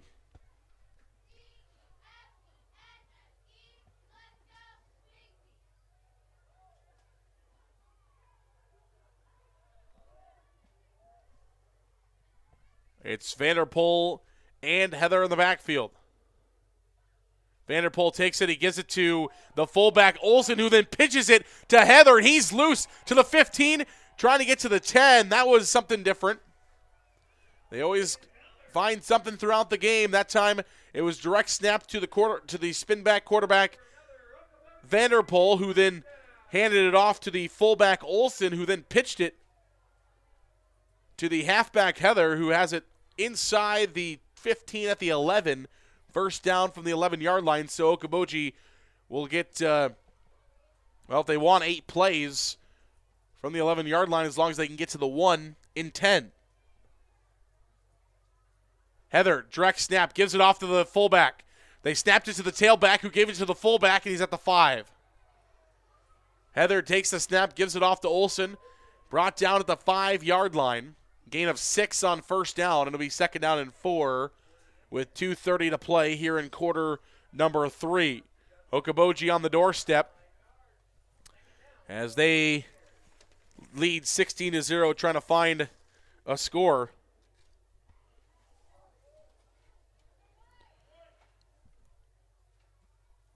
Heather gives it to Olsen again, and he's going to score. They went to the fullback 3 times in this drive. They'd only been under the fullback maybe 3 times all game, and they give it to the fullback 3 times in the drive, and Matt Olsen is into the end zone for a touchdown on senior. The last time he'll play on this field on his as a senior.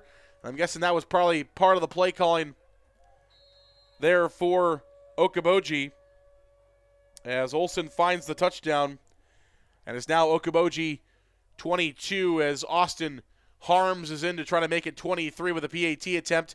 Good snap, good hold, good kick. It's good. Austin Harms with a PAT. It's Okoboji 23. It's Forest City 0. We're back for more football right after this.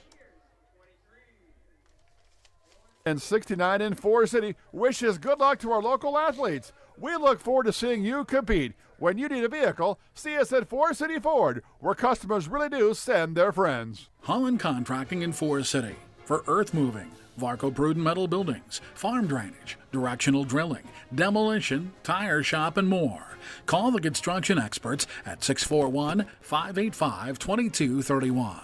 Holland Contracting in Forest City, dedicated to making the region a better place, one project at a time. Your vehicle has been in an accident. You need Dale's Body Shop of Forest City. Dale's has been repairing vehicles since 1980. With Dale's, you'll receive high-quality work and professional service. Dale's is also a diamond dealer for WeatherTech and Ultimate Lining Spray-On bed liners. Dale's Body Shop of Forest City. Welcome back here on KIOW.com, Forest City.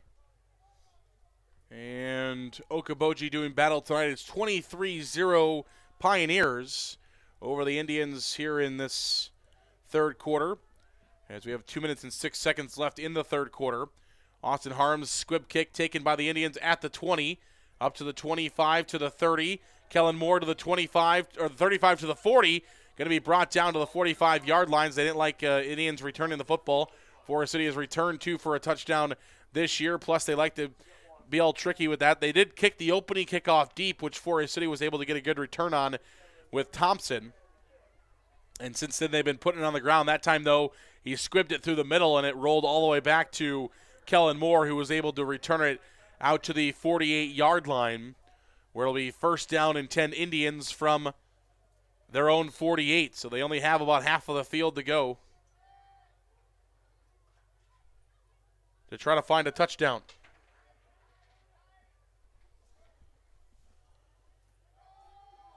Andy Olsen at midfield going to be brought down. 23-0 is our score.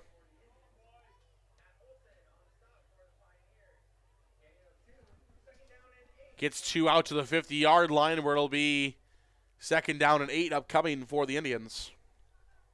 1:34 to play in the third quarter. Brookoff again finding the play for the Indians from the sidelines and will run it in.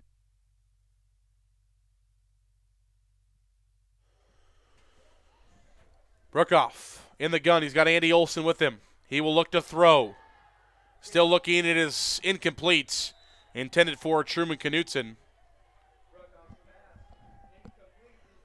It'll be 3rd down and 8 coming up from the Indians from midfield with 1:14 remaining in quarter number 3. 23-0 is a score in favor of the Pioneers of Okoboji. Thanks for joining us here on KIOW.com. We really appreciate having all of you with us.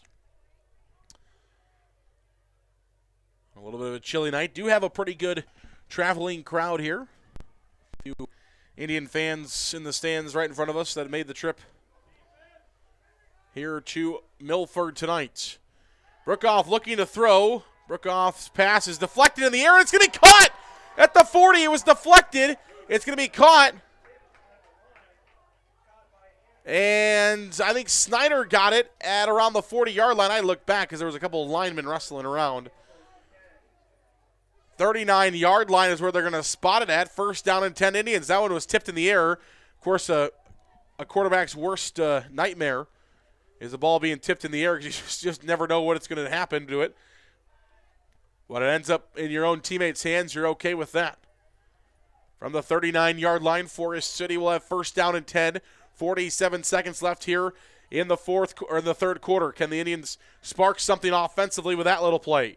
Brookoff looking to throw again. Brookoff still looking downfield, throwing towards the end zone, and it is intercepted. Mason Vanderpool has got the interception at the 11-yard line of Okoboji. And Okoboji will get the football back at their own 11-yard line after the Indians turnover with 31 seconds left here in quarter number 3 before we flip the sides of the field once again. 23-0 the score in favor of the Pioneers. They'll get the ball back with 31 seconds left.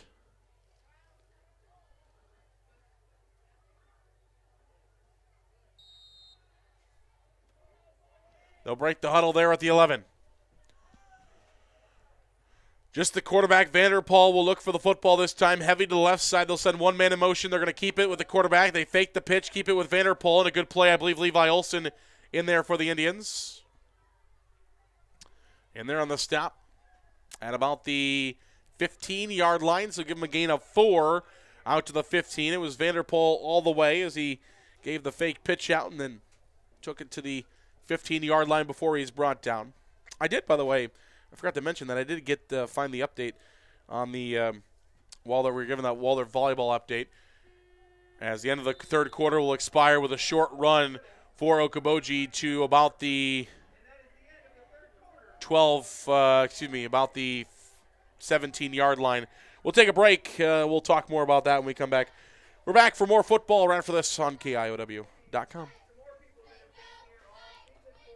And 69 in Forest City wishes good luck to our local athletes. We look forward to seeing you compete. When you need a vehicle, see us at Forest City Ford, where customers really do send their friends. Holland Contracting in Forest City for earth moving, Varco Pruden metal buildings, farm drainage, directional drilling, demolition, tire shop, and more. Call the construction experts at 641-585-2231. Holland Contracting in Forest City, dedicated to making the region a better place, one project at a time. Hy-Vee in Forest City is a proud supporter of the Forest City Indians. Stop in and check out their pharmacy. It's built for you. No waiting in lines for the pharmacy. The pharmacy will be waiting for you. Hy-Vee is your full-service, employee-owned grocery store here in Forest City. Go Indians from Hy-Vee! Malin Egg Service of Forest City is a proud supporter of Forest City High School athletics. Nate Malin is with you from the word go. From planting to harvest, you can count on Nate. Contact him today in Forest City at 641-860-1712. Nate will help you put the right seed on your acres. 641-860-1712. Welcome back here to Okoboji High School. Okoboji High School football field, redone a couple of years ago. Nick Pluger in his second year with the Pioneers as the head coach. 3-13 is his record in the past 2 years, implementing this new offense that he picked up as an assistant coach at Webster City. Of course, at Webster City running this single wing offense for years and years. Heather on the carry. Feldman with the stop for the Indians at the 25-yard line. Forest City hasn't played Webster City, though they did play a Clarion team that ran similar to this at one point for a couple of years.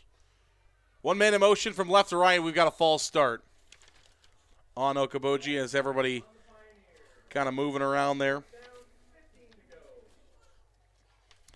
It'll be first down at 15 now for Okoboji. All the way back at the 20-yard line inside their own territory. Leading 23-0 over the Indians, 11:22 to play in the ball game. Final football game of the year, though we've got plenty of area games still to come. It looks like Garner Hayfield Ventura will find themselves eliminated from the postseason this evening, but Austin Harms trying to spin away. Forest City on a nice tackle there for the Indians at the line of scrimmage. We'll make it second down and 15 from the 20-yard line. But West Hancock on their way to a large victory this evening, so we will have West Hancock football on KIOW and on KHAM and video streamed when they get into pod play next week. We get down to the 16 teams in pod play next week. And we'll know hopefully tomorrow what pod they are in or who they're with. Loose is Heather. All the way out to the 31-yard line. He'll be short of a first down, but he will break out to the 31-yard line. Forest City last played Webster City. They were in their district in 8-9. 2009, we lost them 34-20. 2008, we lost them 33-16. Last win over Webster City came in 2005. It was actually Coach Moore's first year in his first stint here with the Indians. Vanderpool will take it himself, and the Indians will bring him down. Nice job, as Forest City will force him out of bounds. Truman Knutson hit him first, and Kellen Moore and Andrew Snyder, Jack Thompson were all there and were able to end up bringing him down. Truman Knutson hit him first, though, and they're going to spot him down at it's going to be fourth down, and they're going to boot this one away. But they spot him at the 29-yard line. We'll see the punt unit on here for Okoboji. Austin Harms is the punter along with the kicker. 16 punts so far this year, 409 yards, gives him a 30-yard average. And we'll see Harms. No, Harms tries to, he's going to rugby style it. I thought at first he was going to try to keep it. Thompson's going to take it for the Indians at the 41, but he runs out of bounds. So Austin Harms rugby style punts it. Thompson takes it for the Indians, but then runs out of bounds as Okoboji defenders were closely closing in on him, and he got a yard.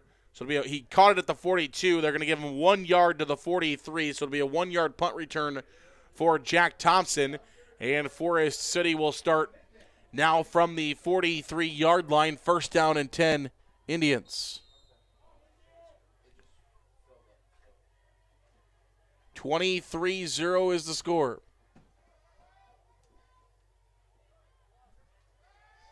Brookoff looking to throw. Brookoff's pass is incomplete, intended for Greenwood. As Brookoff rolling to his left, 9:01 to play.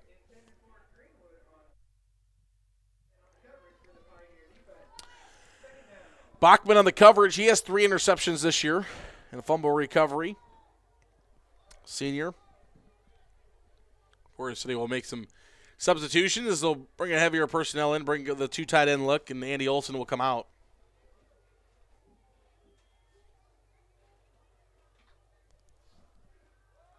.9:01 to play here in the fourth quarter. 3 receivers left, 1 receiver to the right side.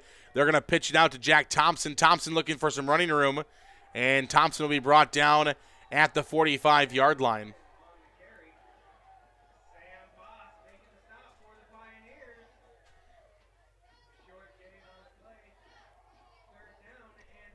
So it'll be 3rd down and 8 for the Indians from the 45 with 8:37 to play here in the fourth and final quarter.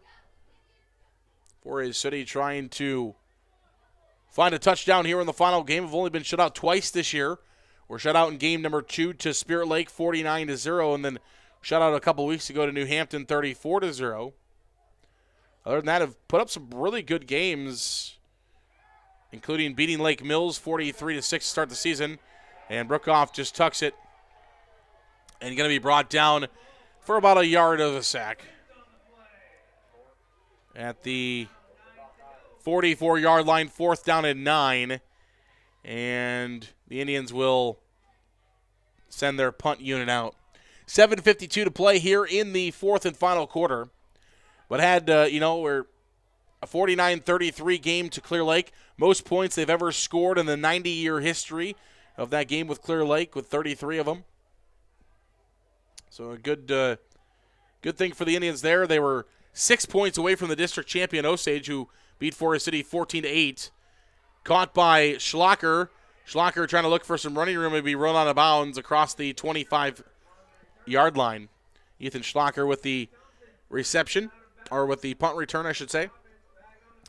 Out near the 25-yard line, where he's brought down at about the 27 is where they're going to officially mark him.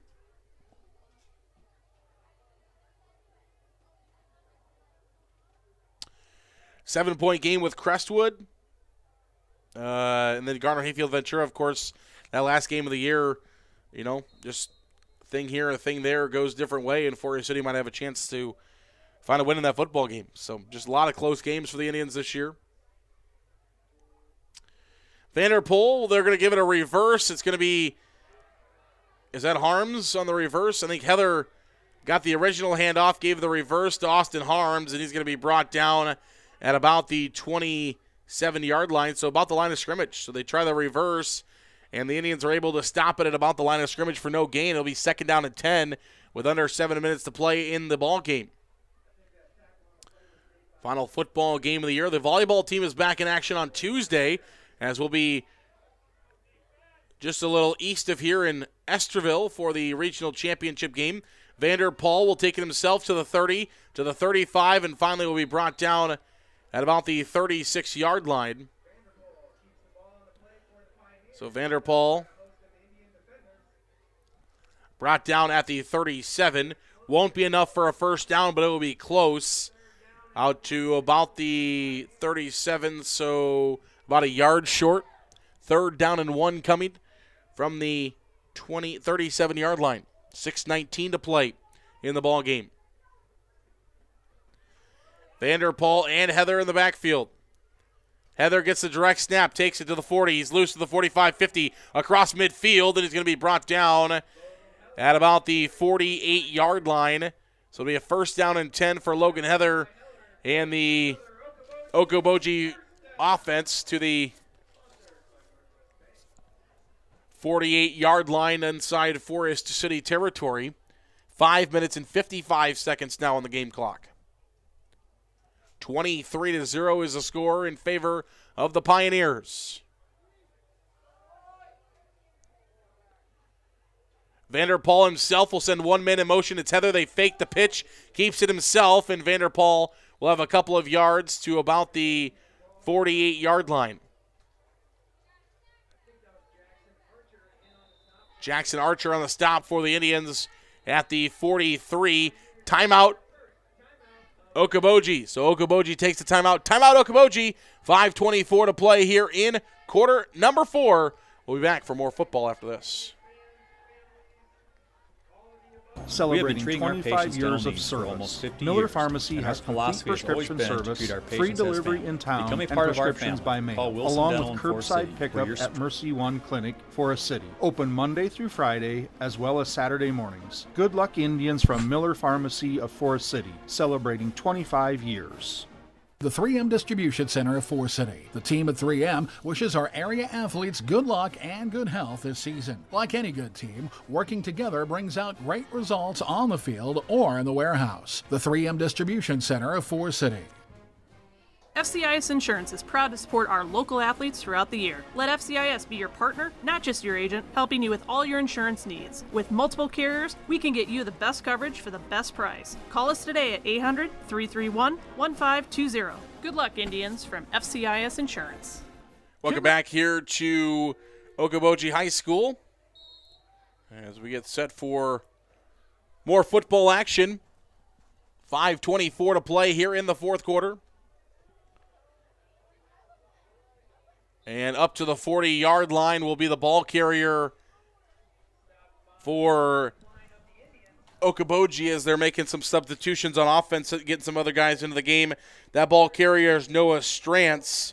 He's a junior, has had a few carries this year, 13. That was his 14th carry of the year.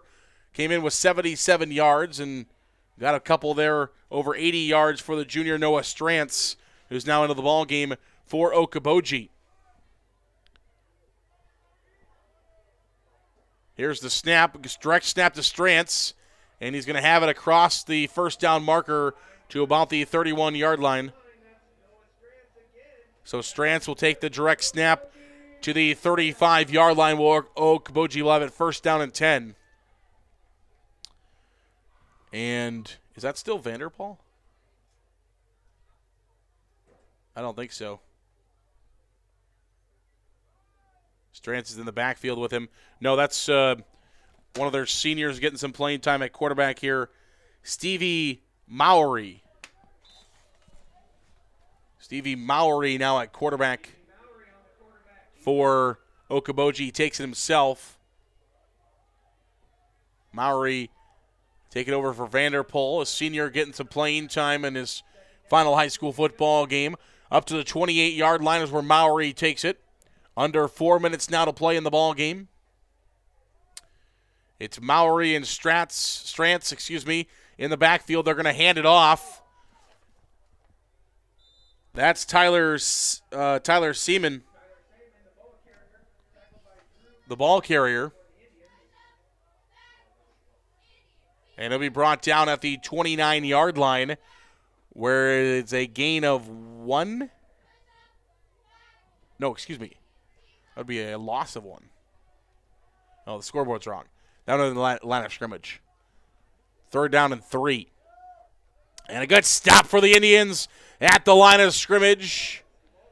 Looks like Ethan Sesker was there for Forest City. Levi Olson as well for the Indians. Will make a stop at the line of scrimmage. Oh, they do give him a yard of the 28. So make it 4th down and 2 from the 48-yard line. With 3 minutes to play here in the third quarter.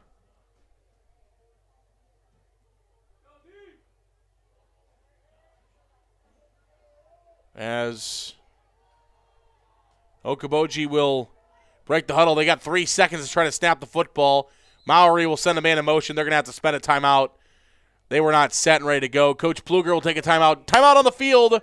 We'll come back in 1 minute for more football. It's 23-0 Okoboji. Whether buying or selling a home, Tim Missel and Pat Levick have the market experience to help you follow your dream. Missel Insurance and Realty can help you insure that dream once you find it. Missel Insurance and Realty in Forest City. Call 641-582-3554. A&W Family Restaurant in Forest City. A&W has delicious burgers, cheese curds, onion rings, chicken tenders, and more available daily from 11 a.m. to 9 p.m. Finish your meal with a tasty root beer float, shake, polar swirl, or soft serve ice cream. A&W Family Restaurant, where the food is as good as the root beer, Highway 69 North in Forest City.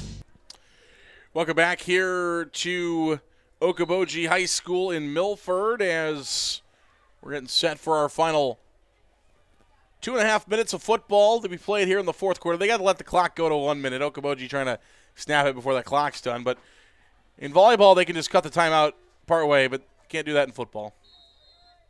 Got to let the timeout go. 2:39 to play here in the fourth and final quarter. Mowry in the backfield, lone quarterback. Spinner back, takes it himself, and he'll be brought down. Great tackle there for the Indians. That's Snyder. Makes a huge play. Now 2:33 to go. Turnover on down for his City. Get the football back. It was fourth down. And Mowry, not enough as Snyder makes a stop. So the Indians will get the ball back here offensively for one final drive.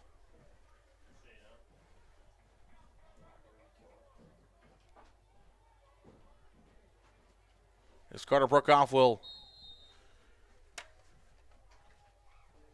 come back on to pilot the Indians. One receiver left, one receiver right, a couple of wings and a running back in the backfield. They're going to give this ball to I think Robe Berry's got it, and Matt Olson just grabs him and throws him straight to the ground. Matt Olson has been the man defensively all night long for Okoboji. He's been a tough guy for Forest City to block. He's caused a lot of ruckus and does again there as he throws Robe Berry back in the backfield. The 25-yard line. Forest City will have it second down and 13. 2 minutes to play in the ball game. One receiver left, one receiver right. It's going to go to Olson up the middle for the Indians across the 30-yard line to the 31. So Andy Olson will have about 6 yards on second down for Forest City. It'll be third down in about 7 coming up for the Indians. Third down and 7 from the 31-yard line. As Forest City will break the huddle there. Braden Swearingen into the game for the Indians. Brookoff looking to throw. Pass is incomplete, intended for Berry.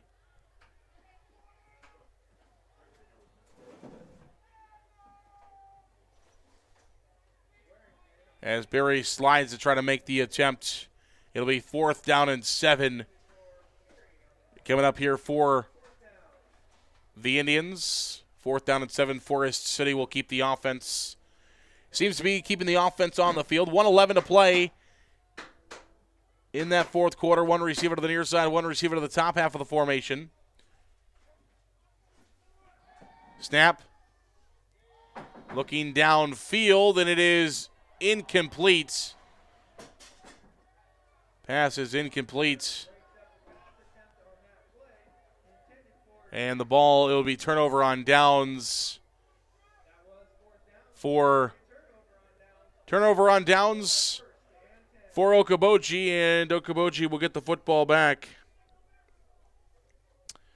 after Forest City turns it over on downs on the incomplete pass. So Okoboji will get the football back with 1:05 to play here in the fourth and final quarter. Mowry takes the snap. He's going to throw. They've got a backup quarterback in. Mowry's going to look to the end zone. It's incomplete. So they gave the senior Stevie Mowry a chance to look to the end zone, and he threw it long. And incomplete. Okoboji looking for some more points, leading the Indians 23-0 with 59 seconds left here in the fourth quarter. Most teams would run a couple of snaps and go home, but Okoboji instead is going to play some games, I guess. Mowry will take the snap. He's going to hand it off this time.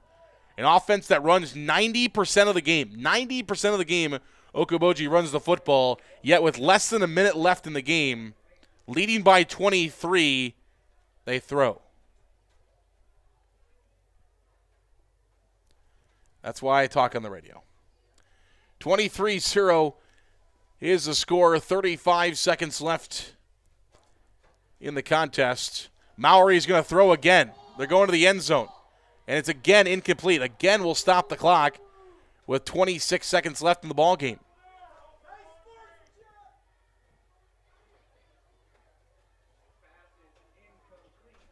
So again, we're going to have to run more offensive plays. One snap of the football there and a handoff, and the game was over. Instead, they've thrown 2 heaves to the end zone with less than a minute to play, leading by 23. Maury.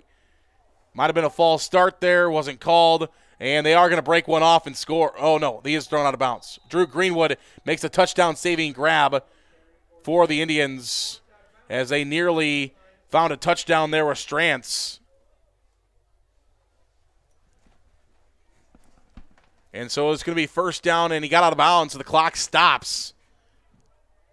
15 seconds left in the game. 23-0, and they're going to let it go this time. So they gave a couple of opportunities trying to score here at the end of the contest. And Forest City will lose tonight. 23-0 will be the final score. I'm not sure Forest City fans. Well, we know the Forest City fans weren't too happy with the heaves to the end zone and the stopping of the clock. I'm guessing the Forest City coaching staff also not going to be their brightest or happiest moment in this competition here with Okoboji. That's going to do it, though. Final score, 23-0 Pioneers. We'll take a short break, come back, post-game show next. Lennox Dealer. They offer energy-efficient Lennox heating and air conditioning solutions for homes and businesses of all sizes. For complete plumbing service, call 797-2219 today. Larson Plumbing, Heating of Fertile, your Lennox dealer. Grow Electric in Lake Mills is proud to support area athletics and proud to serve our new and returning customers. To get started on any electrical project, big or small, call 641-592-8282. Good luck, athletes, from Grow Electric in Lake Mills. Holland Contracting in Forest City for earth moving, Varco Pruden metal buildings, farm drainage, directional drilling, demolition, tire shop, and more. Call the construction experts at 641-585-2231. Holland Contracting in Forest City, dedicated to making the region a better place, one project at a time. MBT Investment Center of Forest City, located at MBT. Whether it's completing your 401k rollover, saving for your child's education, or investing for the future, see Matt Jennings or Troy Hall at the MBT Investment Center. Call 585-IRAs. MBT Investment Center, your partners for financial success.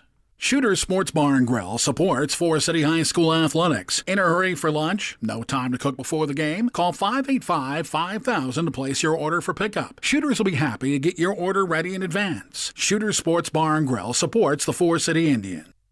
Welcome back here to Okoboji. Final score, Okoboji 23, Forest City 0, as the Indians will end their season at 1-8 overall. They finished 0-5 in Class 2A District 3. Okoboji will go to 3-6 on the season. They were 1-4 in Class 2A District number 1, beating the Indians here this evening.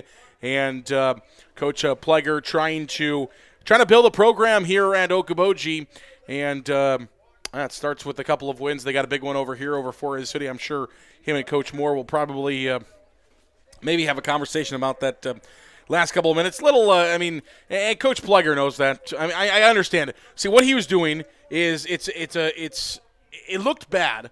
I'm just going to try to put myself just for a second in his head, because it looked really bad on our end. It looked like they were trying to score on our end, but from some of the social media stuff and just some of the social media and just kind of trying to dig into Okoboji a little bit this week.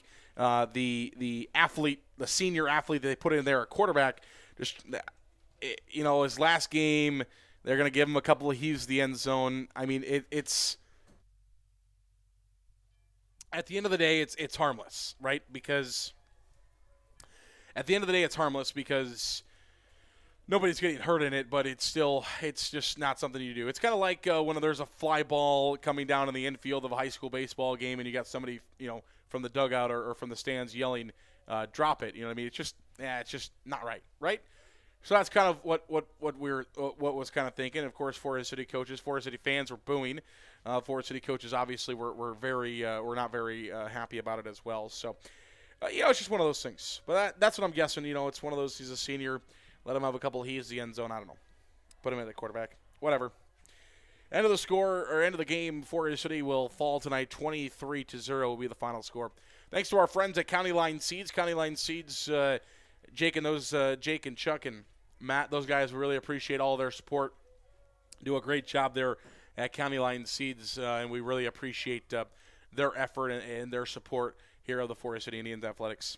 That's going to do it. We're back over here on the western side of Iowa on Tuesday for Regional Championship Volleyball. I'll have it for you right here on KIOW.com, and also you can find it on KIOW Mix 107.3. From Okoboji, I'm Zarin Egestal saying good night, everybody.